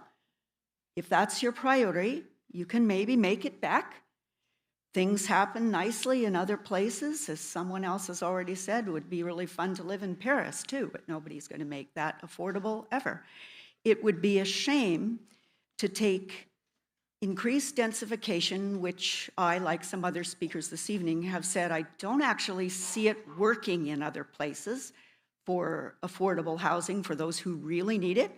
Just don't see it working yet. I want to see that proved before we use that to spoil what's been developed here over 100 years or so, because there's a song about it, isn't there? Once we've spoiled it, it ain't coming back. We've got the trees, we've got the scale, we've got the beauty and the safety, the livability. I think we need to be really careful before we jeopardize that easily. Thank you all for your hard work, because agree or not agree, we're only here because we care and we know what a hard row you have to hoe right now, all of you. Thank you very much for your comments. I'll go here, and then I'm going to go online, and I'll come back to this. So please go ahead. Okay. My name's Rachel Mark, and I live in Oak Bay. I want to thank Mayor and Council, staff, and consultants for all of your hard work on the OCP. As many have said, whatever side you sit on, it's been quite a process, especially for you, but for us as a community as well. I am here tonight to speak in support of this current version of the OCP. To be honest, I was quite surprised when I saw the initial draft after the public engagement process, because when I looked at it in conjunction with the data that was collected and what I saw in agenda packages in terms of communication, it didn't feel like it reflected the views of many people in Oak Bay. I struggle with this idea of there being a silent majority. I am considered part of that younger, busier generation that lives here and owns a home in Oak Bay. I own a business in Oak Bay. I work 60 hours a week, but I prioritized being here tonight and at other times and writing letters and engaging because I felt it was really important to me, not only for me and my community right now, but for the future generations and what this community is going to look like. You have made it possible for people to engage in this process in many ways. We have a counselor zooming in from Rome right now. We have members of the community that can attend via Zoom, who can write letters. We have many ways to be part of this process. The fact that there is this idea that people are sitting silent, that's a choice to sit silent. People who are here, who have a desire to speak up, are here, and we're speaking up, and I think that's important to listen to. I worry about future generations if there's added densification in the way that the initial draft of the OCP was proposed. Somebody talked about increasing the tax base so that we could have more money coming into Oak Bay. But what are the infrastructure needs of higher densification? There's two sides of this coin here, and we need to balance that. And I think that this current version of the OCP does that. I think that it increases density in a way that is responsible, in a way that supports slow, achievable growth within our community. This is what we need. This is how Oak Bay can maintain its charm, and this is how we can continue to serve future generations with infrastructure that actually works. We all know that our infrastructure is struggling now. How's it going to work if we have that much added densification? So thank you for your work in this process, and I encourage you to adopt this current version, and thank you for allowing us all to be here, whatever side we sit on, to speak tonight. I just go online, and I'll come back to this. I've got two hands raised online. First speaker I have on my list is Heather Cochran. Please raise, there we go. Just unmute yourself, and same process as always, name and municipality, please. Great, thanks very much. Can you hear me okay? We can, please go ahead. Super, thanks. Yes, my name is Heather Cochran. I'm an Oak Bay resident, and thank you so much for the opportunity to speak tonight, and especially to speak via Zoom, as the last speaker said. It's really appreciated. I am a mom of two young boys who are admittedly not yet in bed, so I'll apologize for any background noise on my end. We live in the Poets Corner neighborhood, and I wanted to voice a perspective of a young family living in that neighborhood, particularly because it had been slated to receive a significant amount of density. And I want to speak in favor of the revised OCP update that's in front of us tonight. I appreciate the approach that Council has taken to scale back the density that had been slated to be added to Poets Corner, as well as some of the other neighborhoods along the Foul Bay corridor, and particularly Council's approach to take into account UVic's housing proposal. Like many others who have spoken tonight, I would love for my young children to be able to live in Oak Bay when they grow up. But the density that's being added across Foul Bay Road on the Victoria side, just a block and a half away from us, doesn't give me confidence that simply permitting more density will increase affordable housing here in our community. Two single-family homes on the Victoria side were recently demolished, and the townhouses that are being built in their place are now coming onto the market, being marketed as executive townhomes, and they're listed for more than several of the single-family houses around us. So I think that kind of, puts the lie to some of the affordability talk that we've heard. I would love to see some more creative thinking about how to increase affordable and diverse housing types in our community so that our children can stay in the community, so that I can stay in the community when I get older, and for all of those who are looking to age in place, and all of that while protecting our natural assets. It's a tall order. You've heard a lot of perspectives, and you guys have done a lot of hard work, and I appreciate the compromise that has been reached thus far. I also wanted to highlight the issue of community amenities and services. In the discourse that I've heard in favor of adding density to my neighborhood, I've heard it rely a lot on the fact that there's existing amenities like rec centers here.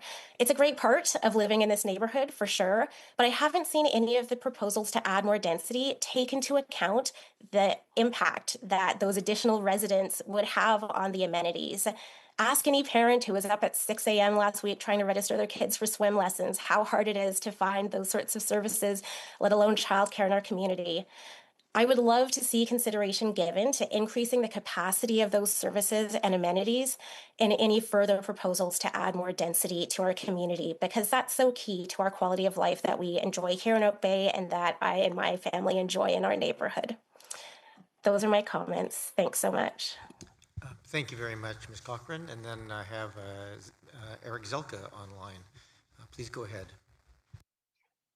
Hello, can you hear me okay? We can. Please go ahead. Oh, fantastic. Hi, my name is Eric Zelka. I live in North Oak Bay, Henderson part of our wonderful district. And I speak in favor of the current compromised, what I would have to refer to as a compromised version of the OCP that you have before you. This is my first official input into the OCP. I think there was a survey I may have participated in while I was traveling in Europe. While I was in Croatia, I filled out some sort of a survey. I think it was for the OCP. But other than that, I didn't really see in the first draft of the OCP that came out any of my input that made it in. And I was actually rather surprised. But when I heard that the consultant was came from away from the mainland, in fact, then it sort of made more sense. Having the province, shall we say, drive the bus on some of these numbers that we're trying to theoretically meet according to legislative requirements has really upended the whole process of how I see how I think a city should grow. Most architects, most engineers, I'm a professional engineer, with the experience that certainly I've had from traveling around the world and from growing up in Toronto, and seeing what happens when change and quote progressive, supposedly progressive policies are from a top-down perspective imposed, advocated, as opposed to allowing a community, a neighborhoods, allowing a city to grow organically, really creates some very strange phenomena in the fabric of the community and very strange dynamics. One of my heroes in this whole process is Christopher Alexander. Any architect would recognize the name. He's famous for his more organic approach to city and neighborhood development. A quote from him: process should be guided by a set of generative rules that allow for organic growth while maintaining coherence. And he's referring to urban planning. So the coherence of Oak Bay, why I moved here, why everyone in this room online moved here to Oak Bay and not, say, to Souk, or not to Atlin, BC, or not to Nova Scotia. I moved here specifically because of Oak Bay. It was very, very a strong draw because of the community that you, in your careful hands, have taken care of, like mothers and fathers should of a family of their children. And frankly, this city, the fabric of the city, is your children. Using a strange analogy there, I'm a busy dad with two kids, so I'm doing my best to work through this. Mr. I did also Zelka, want to point out that with respect to organic growth, within 50, Mr. Zelka, we're down to the last 10 seconds. Timeline of this, 20 years or so. I'm almost done. Within 25 to 35 years, population of the planet will be going down. Demographics is changing radically from what most of us were used to from the 60s. So all this talk about housing crises, well, with all the, you've already heard of the vacancies everywhere, Toronto, Vancouver, et cetera. And very soon at the end we'll invite you back if you wish to speak for a second time, but I'm going to just cut you off there and move on to the next. Please go ahead. Oh, sorry, it was over here first. Go ahead. Good evening, council members. My name is Bruce Kilpatrick. I'm a resident of Oak Bay. And tonight I want to thank council for developing a new official community plan that provides for more new housing in our community in a reasonable and more equitable way.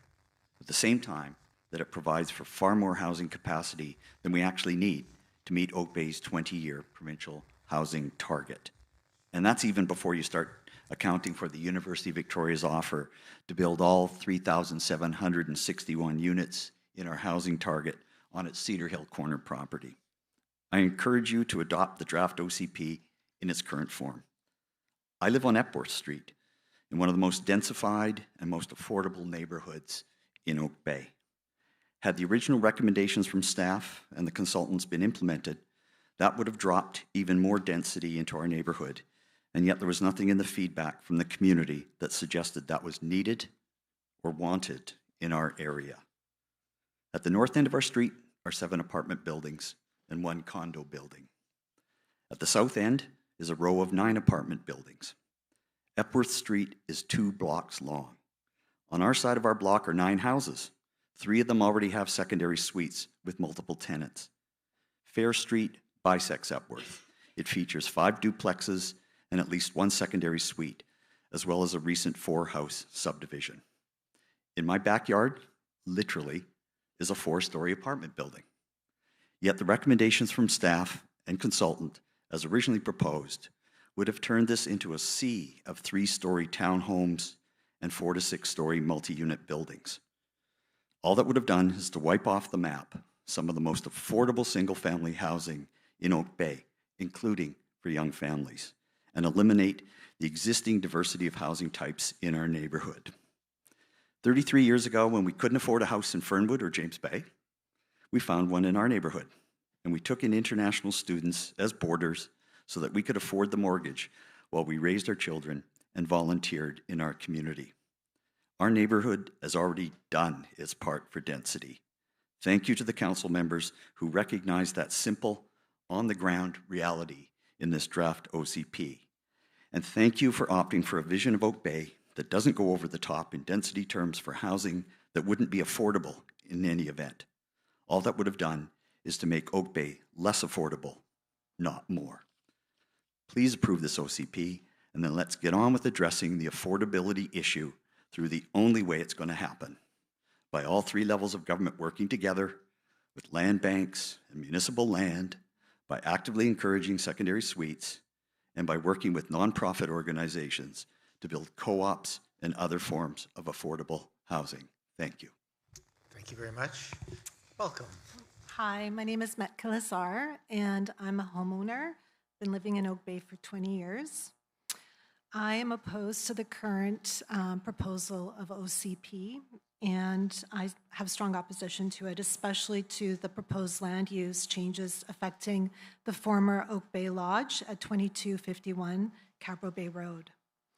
I have serious concerns about the proposed community institutional designation that allows up to 6-story buildings for non-market, affordable, or supported housing.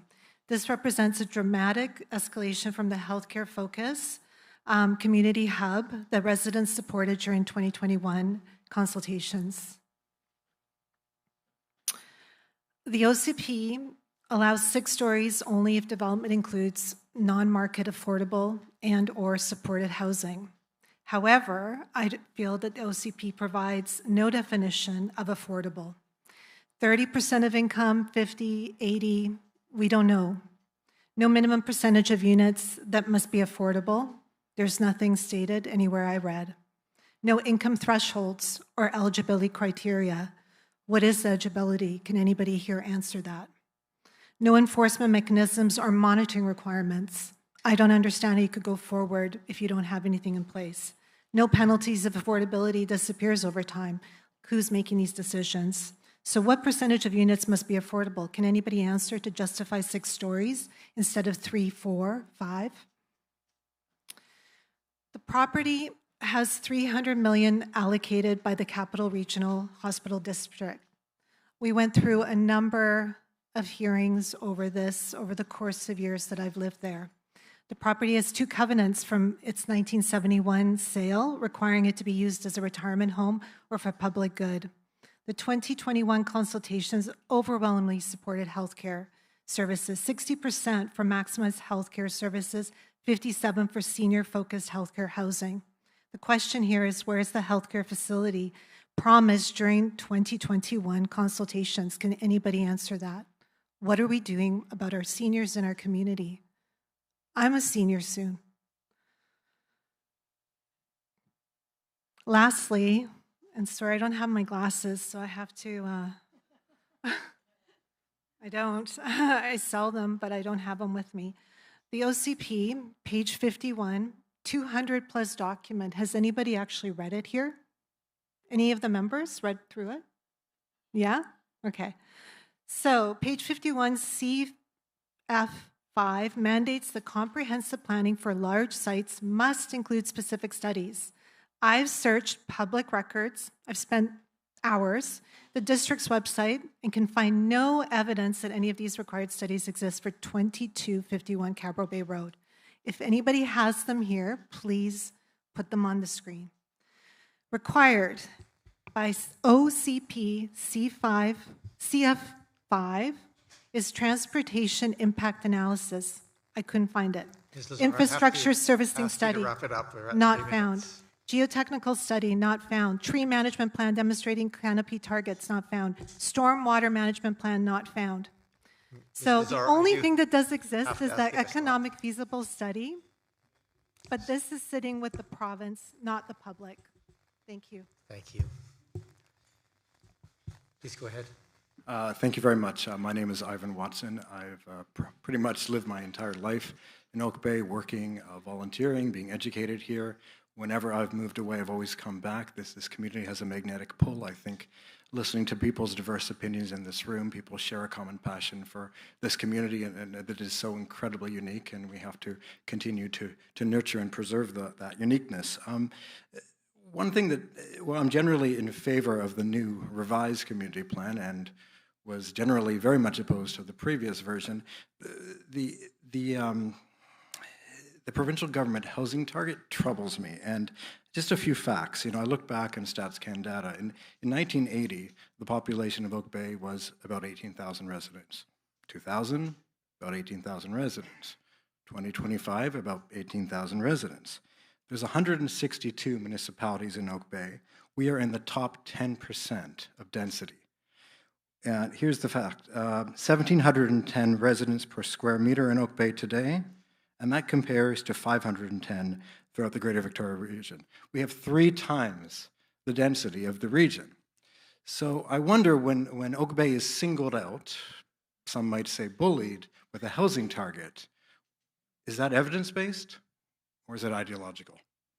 Now, that's not to say I don't support development. I support thoughtful development that adds to, that does not subtract from this community, that supports heritage, heritage homes and heritage landscapes, that supports a healthy environment, that allows seniors to age in place, that warmly welcomes newcomers to our community, that allows young families to put down roots and to thrive. And I think the only way we can do that is with non-market housing, with co-op, with secondary suites, with a whole bunch of creative solutions. Because density for density's sake, when the facts don't support it in our case, only lines the pockets of developers. I call it drive-by density. You make a quick buck and you leave. I think so many people love this community, and since it's the festive season, I'm going to end with co-opting a quote from one of my favorite movies, It's a Wonderful Life, and that is to say that every time an unsightly, unneighborly monstrosity of a development goes into a neighborhood, an angel loses its wings. Thank you. Have some good little quotes here tonight. Please go ahead. Hi, I'm Ann Mathers, living in Oak Bay, and I'm going to voice my support for the newly revamped OCP. So thank you, Mayor and Council, and for this opportunity to speak. I want to begin by acknowledging and highlighting what for me is the key feature of the present draft of the OCP, namely the commitment to work with UVic to fulfill its plans to develop the Cedar Hill Corner and provide thousands of new homes for people in Oak Bay. I sincerely thank Mayor Murdoch, Councillors Green, Braithwaite, Patterson for this OCP. It is a viable solution to balancing our need to accommodate growth and meet the provincial target while respecting the need to protect what we all hold dear about our community. I've lived in Oak Bay for 37 years and had followed this OCP process from the start. And I have to say, I am proud of how our community showed up. There were 4 in-person events, online and paper questionnaires, council presentations, and many letters written. Why such a response? It's because this OCP directly and indirectly affects every single resident and taxpayer in Oak Bay. We are real people with real lives. People who have invested decades of our time, effort, and finances in making this community what it has become today. We are vested in this community and want it to thrive today and into the future. Does this mean no growth and no new housing? Well, of course not. We need to provide diverse and affordable homes for people in all phases of life. We also know there's a thoughtful way to plan for this, one that does not denigrate the aspects of Oak Bay that we hold dear. According to the Oak Bay staff report, the engagement events were held in part to ensure that the draft OCP reflects community priorities. But the community's priorities came in last place when the OCP land use framework was revealed on September 15th. And believe me, I went through that hour after hour after hour, looking for some support for what came forth in the first draft, and it was not there. The first draft of the OCP, which Council rightfully amended, showed a lack of thoughtful listening and instead took an extreme interpretation of the community's preferences. The recommendations proposed significant infill and intensification of villages, major corridors, and disproportionately across neighborhoods, disregarding the community's concerns about this very thing. To be clear, there was no consensus of support for this stance, and plenty of concerns about the impacts of this very thing. So I commend the work that was done and the leadership to put it right and amend the original OCP to what we have here tonight. If there's one underlying message from the public that's been loud and clear, is excluding housing on UVic Cedar Hill Corner from the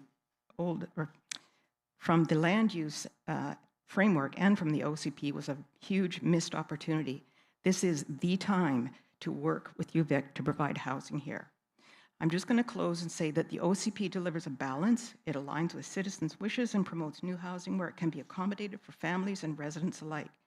It respects physical constraints and the identity of Oak Bay while exercising stewardship and thoughtful incremental change that will protect the character and environment that make Oak Bay unique. Thank you. Thank you, Ms. Mathers. I'm just going to point out, we seem to be getting to near the end of the first-time speakers, so once these wrap up, all the first-time speakers, I will then formally call for second-time speakers and then third-time speakers. So don't worry if you're not going to miss your chance. But anybody who hasn't spoken yet and wishes to speak, please come forward, and then we'll get through these. We had planned this meeting to end around 9. I think I think we can probably wrap this up tonight, so we're going to keep going for a bit longer and see how far we get into it. Certainly want to make sure everybody has a chance to speak this evening. I'll come over here next, and then over here. Please go ahead. Great, thank you. Kevin Hall, resident of North Oak Bay, live on East Down Road. The previous speaker spoke so eloquently about some of the matters that I wanted to raise. I'll just speak more to generalities.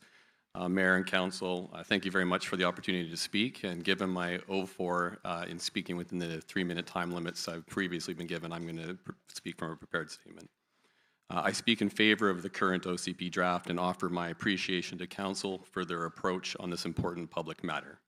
When I reviewed Oak Bay's public engagement framework, in my view, Council has properly followed the process by creating the OCP's initial draft and offering subsequent opportunities for public to provide feedback. I was surprised at the surprise that some residents raised with respect to the changes in the OCP as the process continued, as that was exactly the information that we were provided as residents when we raised questions about how we would provide further input once the initial draft OCP was provided to the public. That's exactly the opportunities that were provided to residents within the municipality, and I believe that that was taken with full vigor as you experienced, and staff proposals and redrafts were brought forward back to the public again for their consideration. Council and staff, again in keeping with the public engagement framework, considered the information gathered at all of those public sessions and amended the OCP to its current form.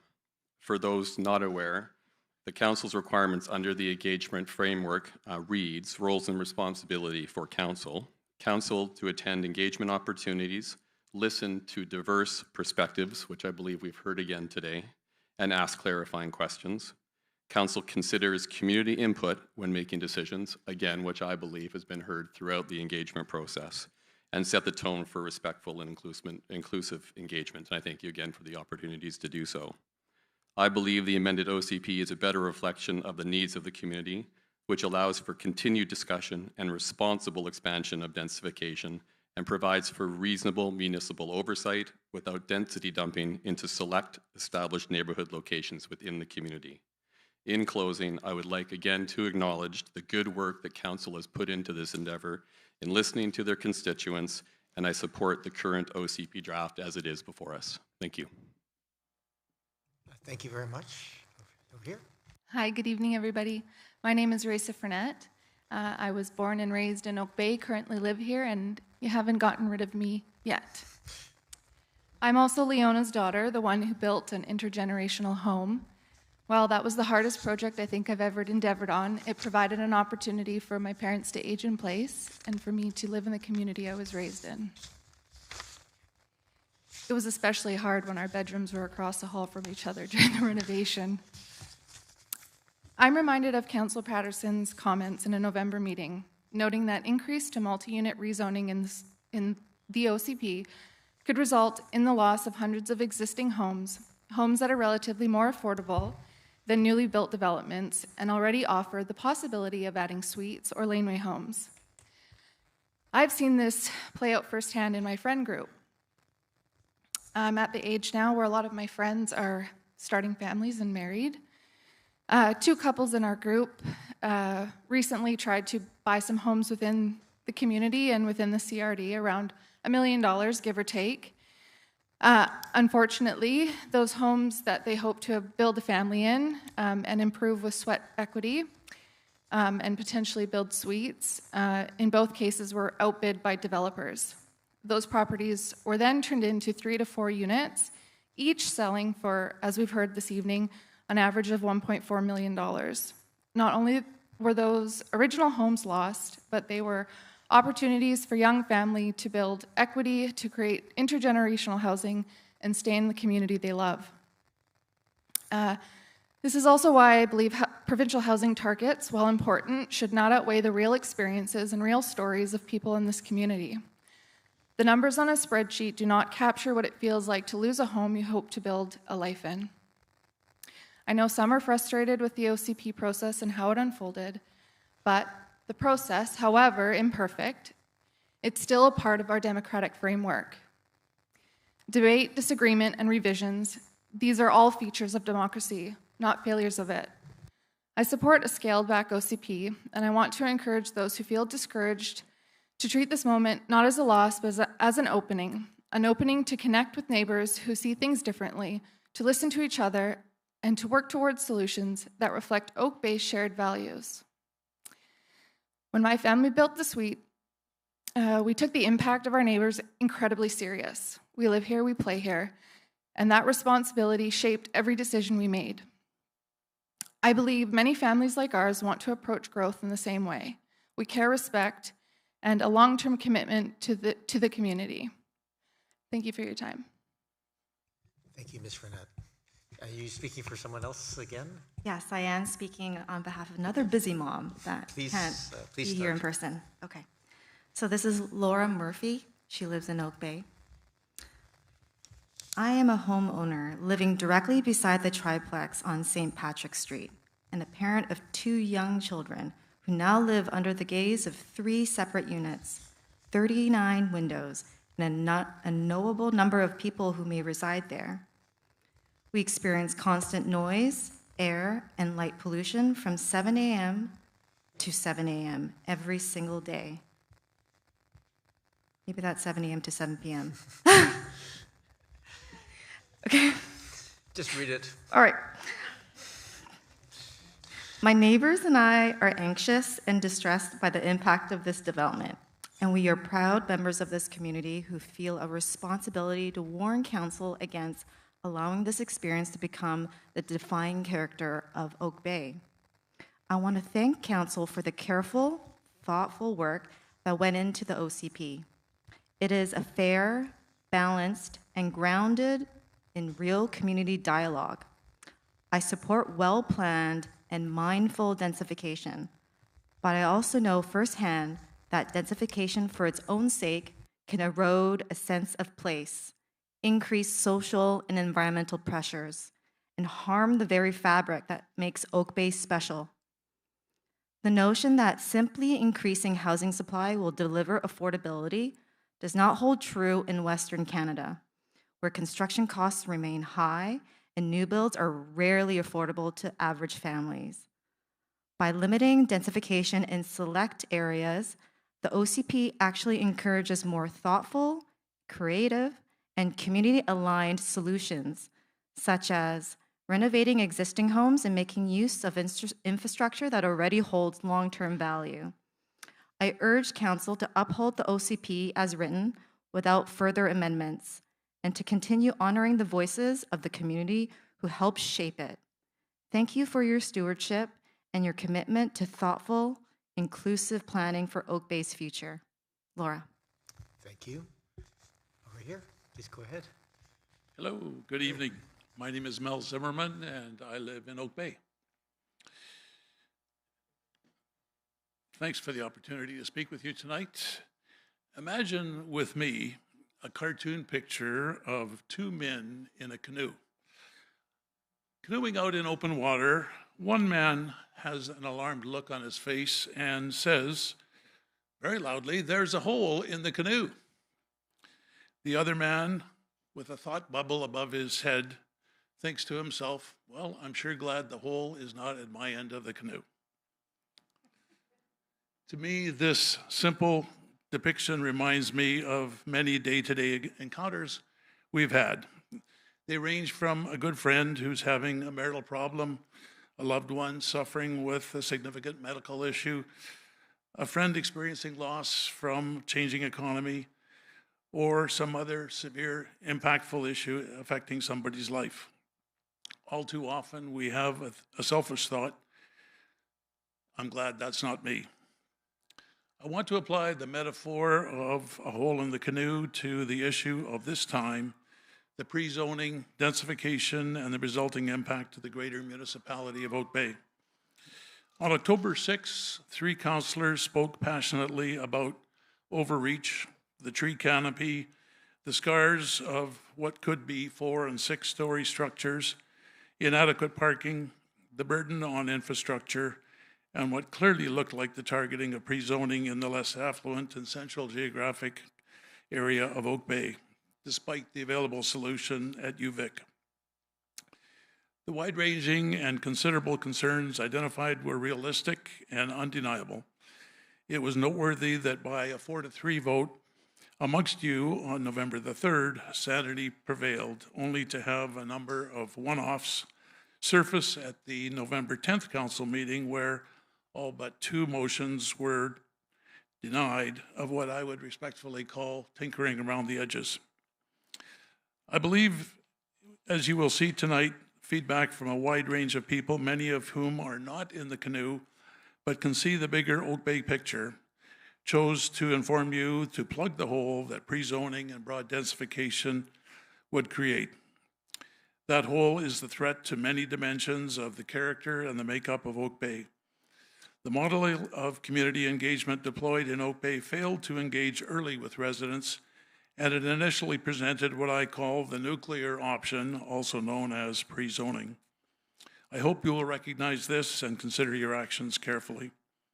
Finally, at the open house on October 4th, I looked at the number of sticky notes and dots piled on top of a layer of other dots under the statement, "I do not support this proposal." Mr. Zimmerman, I have to ask you to wrap it up. That's your 3 minutes. One more sentence and Please I'll go be ahead. done. I thought to myself, I sure hope Oak Bay Council has the courage to see and hear the spirit and meaning of this, and they can connect the dots. Thank you. Thank you for your comments. Please come forward. Hi, I'm Albert Anderson. I'm an Oak Bay resident. Please step just a little bit closer to the microphone. I know it sounds loud to you, but it doesn't to the audience. It does sound loud to me. Please go ahead. Anyway, Albert Anderson, Oak Bay resident. And I guess my first comment is I was somewhat dismayed when we saw the previous version of the OCP because I didn't think it reflected what we saw at the open houses at all. And I was sort of shocked, and I feel it didn't affect my street.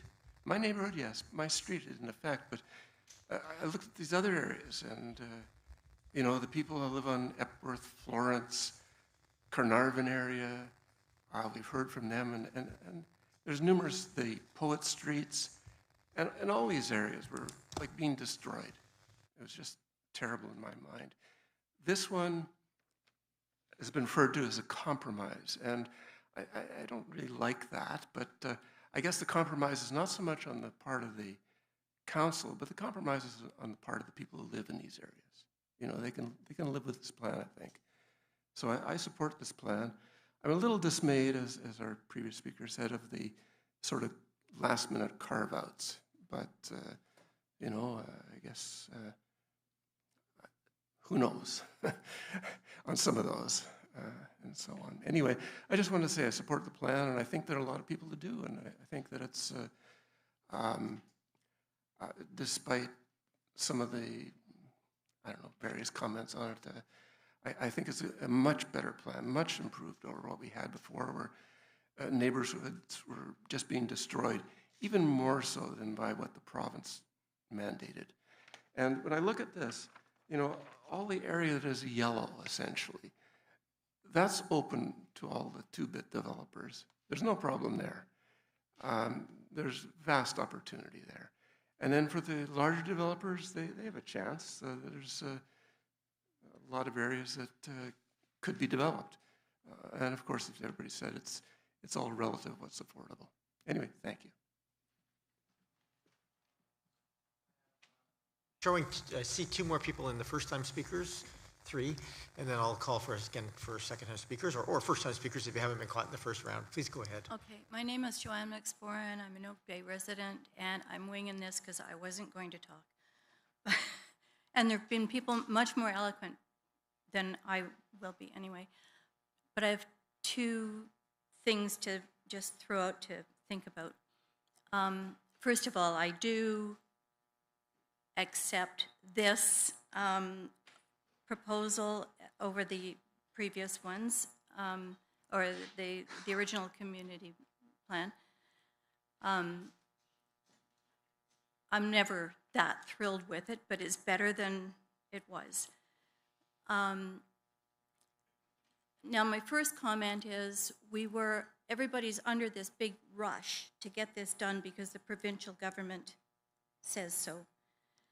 The provincial government has a lot to answer for, and I think that you would recognize that in the comment, the what do you call it, the acknowledgement of land tenure that opened up this meeting. The First Nations land traditional ownership. I'm not going to go into the history of that, but this government stinks, and it has no right to tell us what we need to do with the land that they have taken illegally. Okay, that's the first thing. Tell them to clean up their act first. The other thing that I want to say, to just address the design of the buildings and stuff, is we keep talking about the number of stories of a building, and so far we have had maximum height restrictions in our areas, at least in our area we did. Your house could only be 25 feet, that's it. If you want to make it 35 feet, fine, say that. But I'm concerned about saying it can be 4 stories because they can put 4 stories and put a big parking under it. They can make those stories be extraordinarily high. I saw the design one proposal for the thing at Carnarvon Park, that entrance in the buildings, and it looked like that thing was this tall, but it was 1 story. And if you can do this, and then that, and then that, there goes our sunshine, there goes our gardens, there goes our fresh air, our views, everything else. I want to keep the trees, preferably put the trees on the north side of every street so that they're not shading the houses and stuff. But I would like to see our green spaces and our sun respected and our views respected, and put a maximum height on buildings rather than a maximum number of stories. That's it. Thank you very much for your comments. Over to this microphone and then over here. Thank you very much. Arifin Graham, Oak Bay, and in particular, I live in Meadow Place. Mayor and Council, again, as many have reflected tonight, thank you for all of your work, the sincere hard work that you have put in on all of this, and also sitting on either side of you, the staff. They have done so much incredible work here as well. I just got my house painted last summer. Wiluya and my wife and I, we just finally got our house painted in colors that we love. And the next thing I knew that there was this plan that that was going to, I don't know, turn our lot into, I can't remember what the cross-hatching meant, but we're in the cross-hatching in Meadow Place, which really wasn't great news. And it was, of course, a great shock to us and to our neighbors. And I think many people in the Poets Corners district and north of us on Foul Bay Road. And I think perhaps the most shocking map was the, and somebody mentioned density dumping recently. The way that density was dumped into the Foul Bay corridor of Oak Bay. And this is the pre-zoned parcels. And so we followed the process quite closely, and were very heartened on November the 3rd when so much of, and I think my understanding is that the real game changer in all this was UVic. And their letter, which I understand arrived to Oak Bay Council on September the 12th, sort of almost too late, but just before I think Council was going to decide whether or not to send the OCP to public consultation.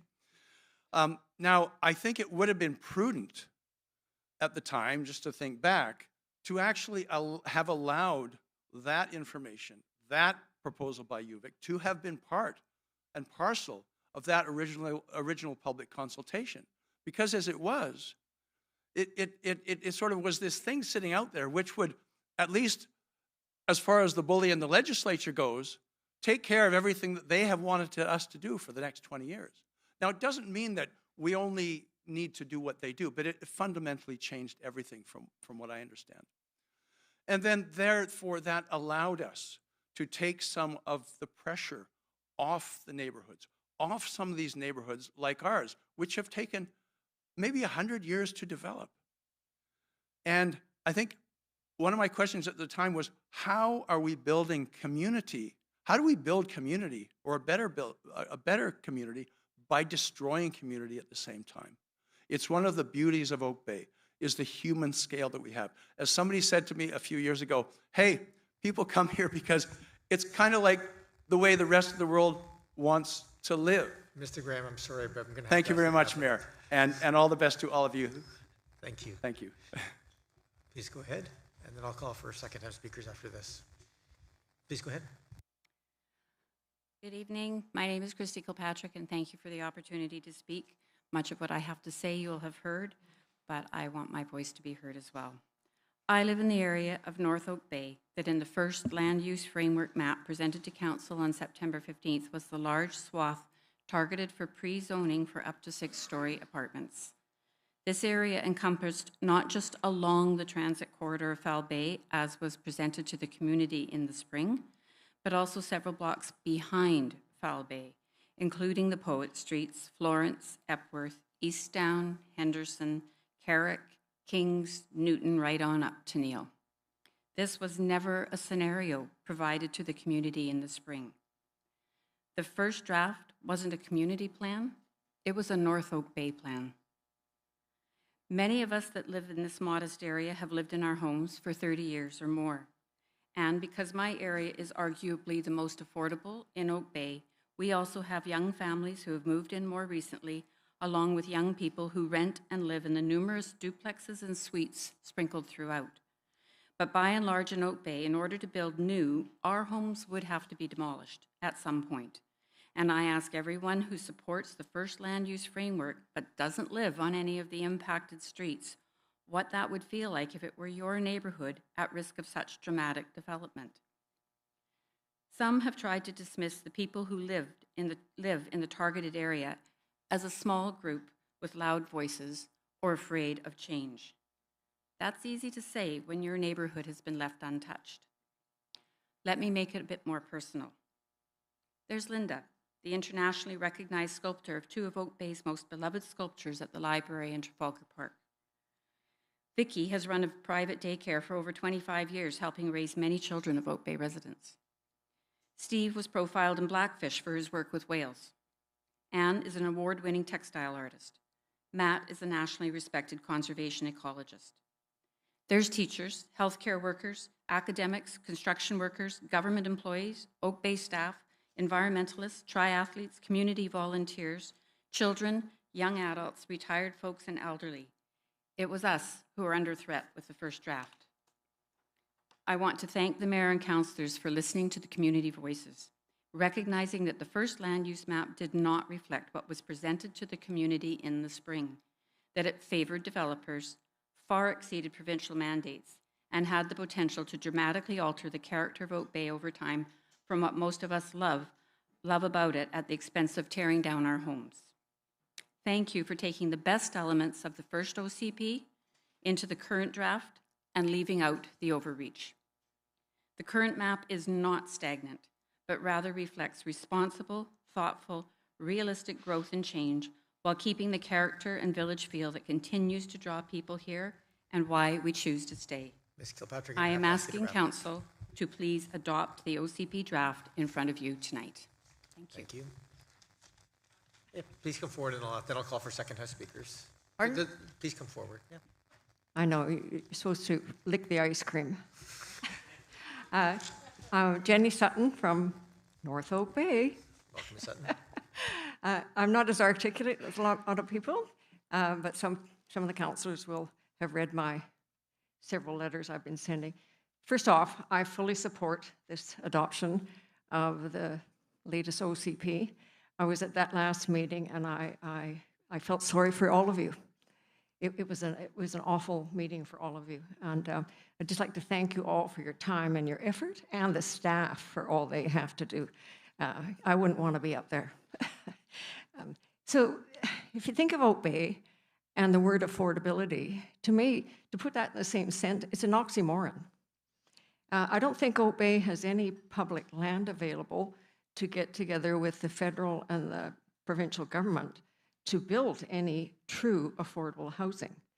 And don't anybody dare touch that seniors facility that's supposed to be built on Cadbury Bay Road. That needs to be for seniors. Has the covenant gone? Hopefully not. And hold on to it, right? Because I know the daycare program is missed and some housing for seniors is missed a lot. So basically, not articulate, but I fully support this version, and I hope we can all work together, everybody in the community, and just make this work as well as we can, and try not to let whoever's in power in Victoria and the BC government push us around too much. Thank you. Thank you very much. I'm now going to invite speakers or invited to speak a second time if they are providing new or additional information. Of course, if you're a first-time speaker, you're also welcome to still come up here. So this is the second call for public input. This is the longer line, so I'll go here first and then here. Again, just ask the people to limit comments to new items. Please go ahead. Thank you, Mayor, and thank you, Council. I'm mindful that you're... Sorry, you need to give a name and municipality. Oh, sorry, John Thompson, Oak Bay. I'm mindful that your agenda package for a recent meeting was over 700 pages, and it looks like tonight's was 458 pages. Thank you for your service. Thank you to staff for creating those packages. I just want to touch very briefly on a couple of things I didn't have time for before. The first of all is densification and climate. Existing buildings have what's known to many of you, I'm sure, as embodied carbon. The creation of those buildings resulted in significant carbon emissions, and those emissions are embodied in that building. If you go to demolish that building, that carbon price that was paid to create it is then wasted. And then you have to emit more carbon to demolish it. Then you've got to put the demolished remnants in a landfill, which is, of course, an extreme problem on an island. And then you have to build a new building, which creates a whole lot more carbon emissions. So, to cut a long story short, the greenest building is the existing building. And ways to renovate and put suites in, put laneway homes, garden homes, et cetera, that don't involve demolishing a current building are much more climate friendly, and that's something to keep in mind in this plan and in the implementation of this plan in years to come. The other thing, very briefly, is population. Canada's birth rate is in severe decline and well below replacement. Global population, as we heard, is forecast to decline. We have friends who live in Japan where population is declining. They inherited their parents' home and can't sell it because it basically, even though it's in central Osaka, has no value because nobody wants a home in central Osaka anymore. So when we're looking out towards a few decades hence, we have to be thinking about you know, if we're building density that won't be needed and that destroys quality of life, and affordability will change with demand, you know, long-term vision and climate impact need to be part of our thinking. Thank you. Thank you very much. Over here, second House Speaker. Kathleen Matthews, South Oak Bay. I just want to again appreciate, I do support the current version of the plan, and I am grateful to all those people and all the ideas that they spoke in favor of that plan. One of the things I wanted to bring up was there's been some talk about process, and I think we have to go back to the beginning of the process. I have background in systems engineering. IBM called us systems engineers. We never started building anything without first talking to the people. I've been to all of the open houses, and there was already a plan in place because of the speed that all of this had to be done. The government has asked us, has created a one shoe fits all feet kind of thing. You know, like they haven't allowed us to consider our geology, our hydrology. We have a very high water table. I've gone to all of those open houses. The very first open house, it was really clear that those developers from away, they had a template that they were adjusting with strategies. Yes, they were qualified. Yes, they had expertise, but they didn't know our community. They didn't even know that there was a tsunami zone going all the way around, and they had all kinds of high stories being built there. They adjusted that, they responded, so it's true, there has been listening through all of this. But we needed to start the process differently, I think, to avoid all this kind of conflict. I love those original laneway houses that we all kind of thought we were going to be having, these cute little cottages. The laneway houses that I'm seeing in South Oak Bay are, I don't even know how you're going to drive a car down the one on one of those laneways. What else do I want to say? I think nobody's mentioned golf courses. We have 2 huge golf courses, and we asked the developer, or a colleague asked a developer, why aren't we looking at golf courses? And I was astounded to hear that the golf courses are actually agricultural zoned land. We have been pouring poisons into those lands for centuries. Now maybe we could look at those golf courses as maybe another alternative. Do we really need 2 huge golf courses in Oak Bay? And I guess the last thing I want to say is that the whole South Vancouver Island region is under consideration as a UNESCO urban biosphere reserve. And Oak Bay contributes to that. We have a very rare ecosystem. We have very rare Garry Oak meadows. Our oak trees are part of that ecosystem. And if we continue along this area of building these huge monstrosities, I live in South Oak Bay. There's going to be another 3 or 4 townhouses at the corner of McNeil and St. Louis are really difficult. There's a huge oak tree in the middle of that that's going to have to be taken down. You know, it's a beautiful lot. There's better ways that we can densify. And I really appreciate all you have been doing, Patterson, Patterson, Murdoch, and Green, and thank you, Ms. who did I miss? That's your I don't know, time. and Braithwaite. And not to disparage the other people, but I think there is a knowledge in the people that have helped create Ms. Matthews, this that's your new thing time. So that thank you. maybe some of the new councillors might consider a bit later. Thank you. Thank you very much. Please go ahead, second House Speaker. Hi, it's me again, Peter from Oak Bay. I just want to go and touch base. Actually, funny enough, in the last comment here about the destroying the houses, actually Vancouver landfill reports 20% of all the landfill in Vancouver is from the destruction. Can you also just state your name and municipality again for the records so we have it? Okay. Oh, sorry, Oak Bay, yeah. Sorry, your name and... Peter Ribeiro from Yeah, Oak Bay. thank you. I came back here more important to talk about how I think how the housing crisis has been really kind of purged and fueled. More so in Oak Bay and Gordon Head Sandwich is largely fueled by UVic and Camosun, as we know. Out-of-town students acquire the most affordable housing before a lot of the residents here. If you Google the 2023 UVic Governor's Report that they produce annually by the provincial government, available online, you'll read that 22,000 UVic students, 20,500, come in from outside the CRD, with only 1,500 student housing available on campus. Camosun, 12,000 students, close to 8,000 from outside the CRD. So that's combined to produce 26,000 students annually going after housing affordability. Let's face it, students will go for the most affordable housing. With Oak Bay seen on their website as being the closest proximity, we become a target, along with Gordon Head, which has to overflow into ourselves. So with the closest municipalities being there, that's 26,000 students.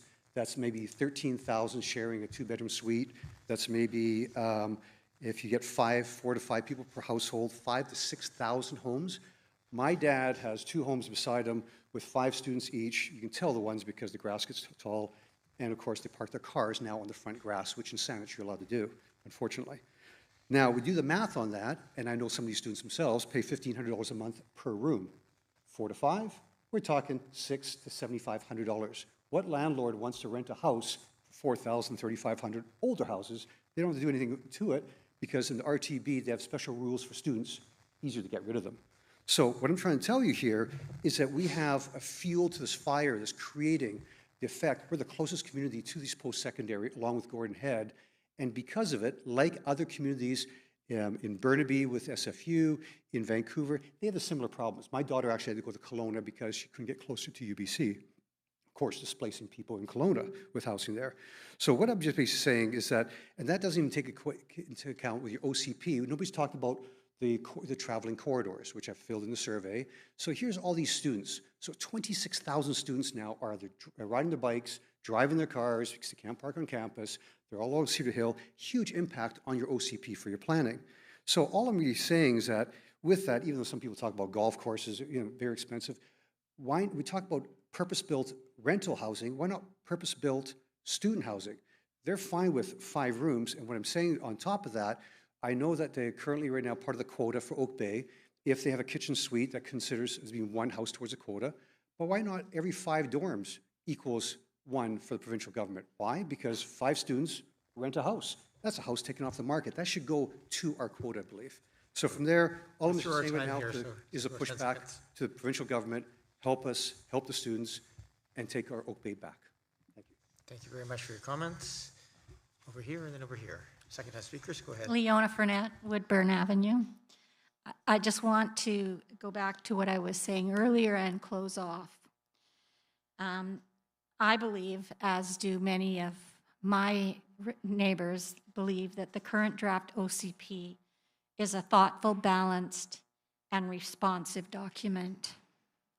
It meets our obligations while protecting what is irreplaceable, reflects our values, provides a workable path forward. And I don't just urge Mayor and Council to approve this plan again.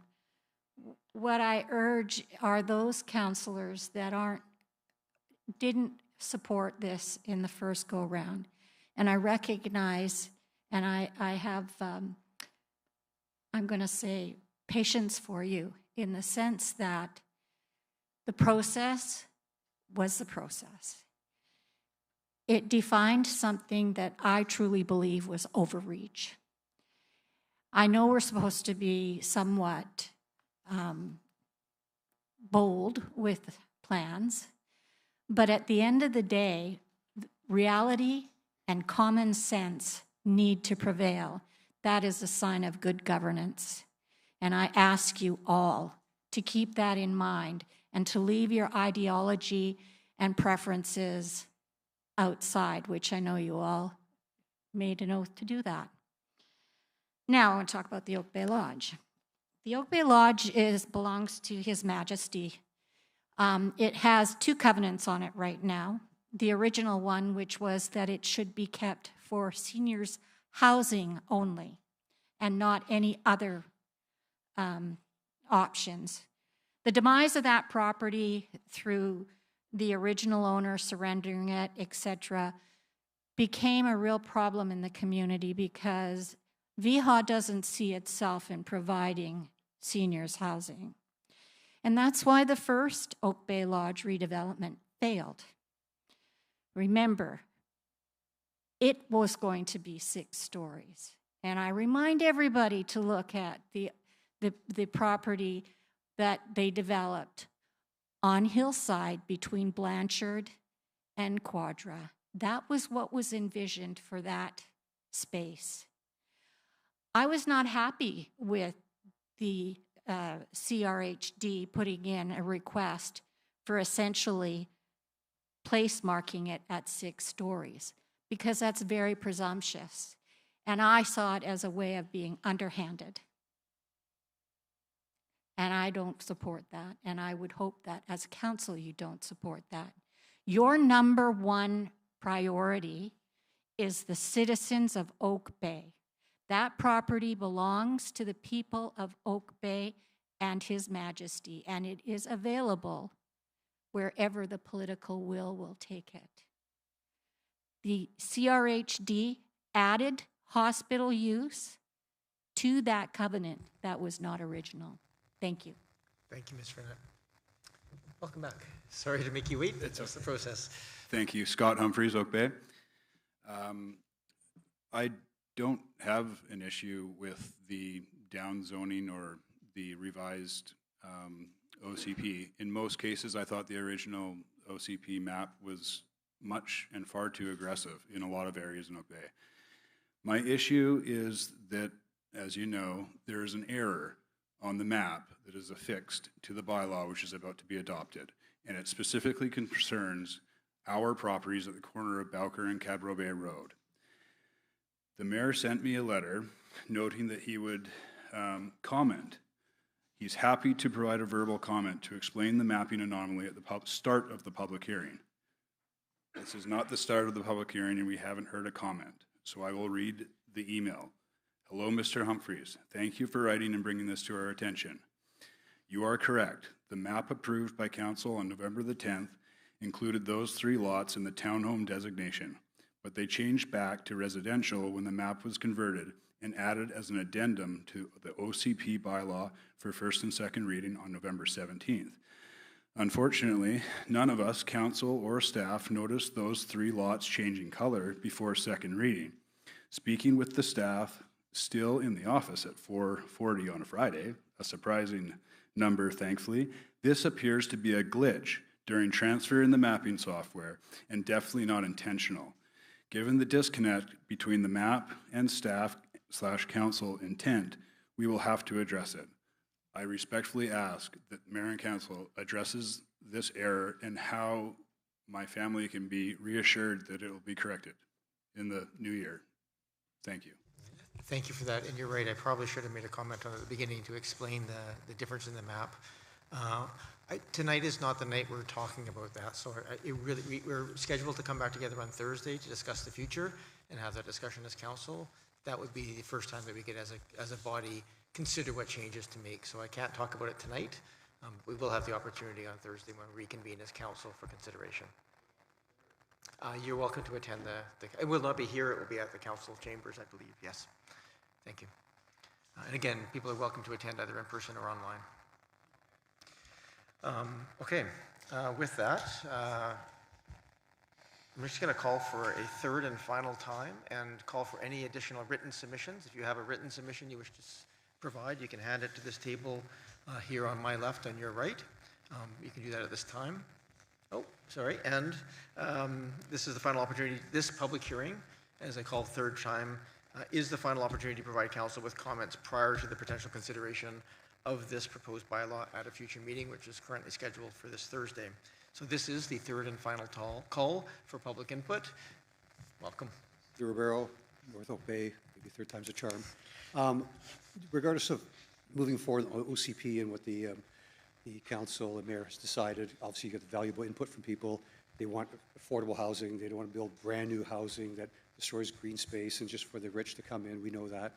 But if nothing else, with the higher density, 2, 3, 4, 5-story, I can comment that you'll make the residents of Oak Bay, whatever goes through, a lot happier if you can amend the bylaws that when you get something that's not normally a single house being developed, but 2, 3, 4 stories, is be nice to the residents in the sense of adapt the bylaw so construction time starts not at 7 in the morning or 6:45 like they are right now, but at even 8 o'clock. I can't tell you for the past 6 months how much my house has been shaken at 6:45 as they're building 2 ADUs, about 4 houses up the road, and you will get that from the rest of the people of Oak Bay.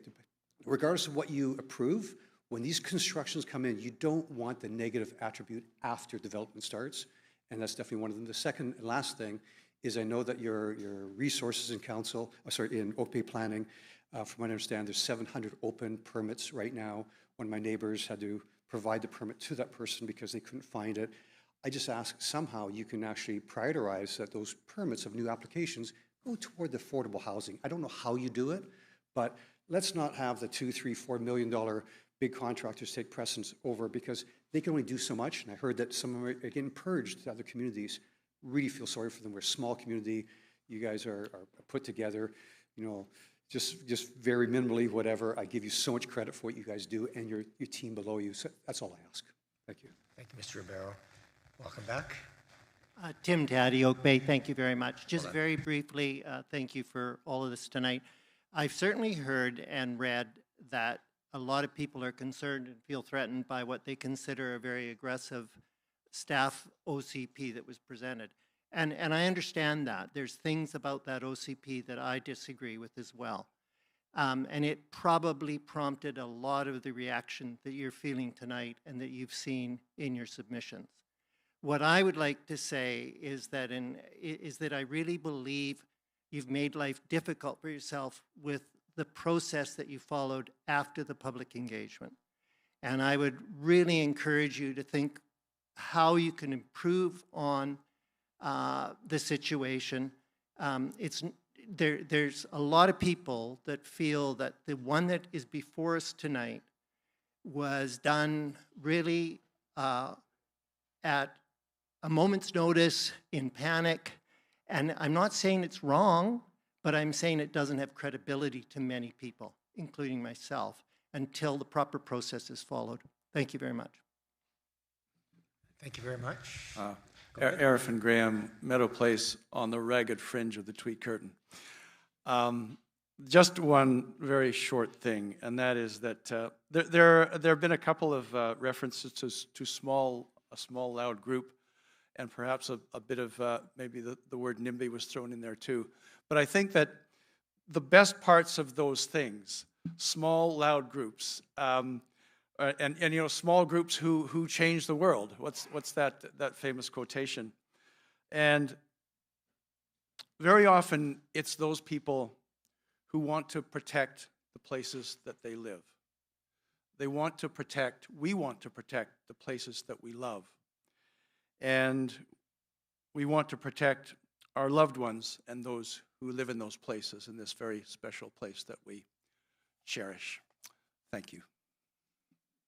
Thank you, Mr. Graham. Welcome back. David Lindsay, Oak Bay, and I'm in support of the current draft.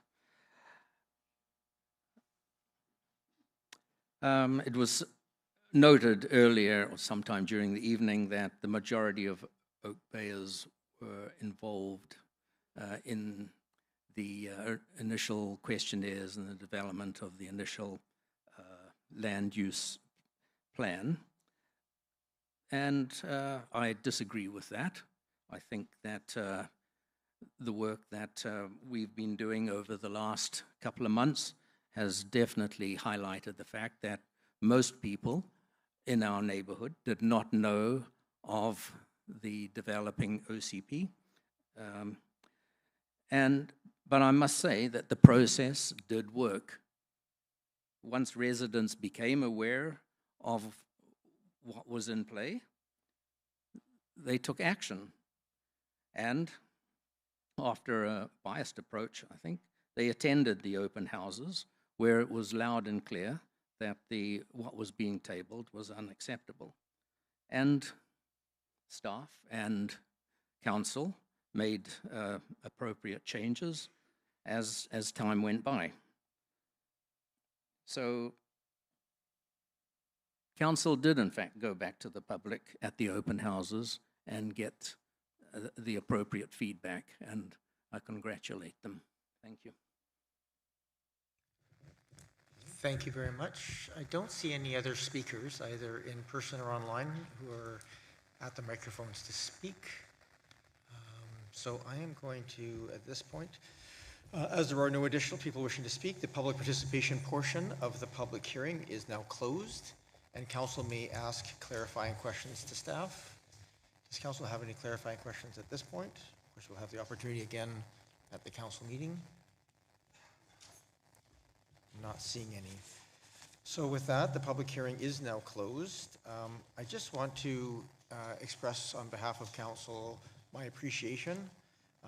This has been a robust amount of participation at all stages of the OCP review. This evening was a great example of how respectful we have seen this, and I just want to express my thanks to you tonight that all opinions were welcome. There was and listened to with respect, and I just really appreciate that from everybody here. I also want to just acknowledge the attention to detail in many of the comments of people who have taken the time to read a very long and detailed document, and that's not always easy to do. We're paid to do it, although I'm not sure paid enough sometimes for the length, but certainly appreciate that the comments did reflect an enormous amount of time and energy on behalf of the community itself. And yeah, in that vein, if you want to take the chance, if you see someone who had a diametrically opposed viewpoint from you on the way out, just be sure to thank them for having the courage to stand up and share it here tonight in this forum. It's always a bit intimidating, and we really do appreciate people coming and sharing their thoughts with us at these meetings. It will help us as we get to deliberation on how we move forward later this week. So just procedurally, now that the public hearing is closed, no further submission or comments from the public or interested persons can be accepted by members of council. Please be advised that should council need clarification or staff opinion on issues raised at this public hearing or the information associated with the public hearing, council can request such clarification from staff after the close of the public hearing at the special council meeting scheduled for Thursday, December 11th at 7 p.m. when third reading of the proposed bylaw will be considered. Thank you very much for your time this evening. Thank you. It's been a bit of a late night. Have a great evening.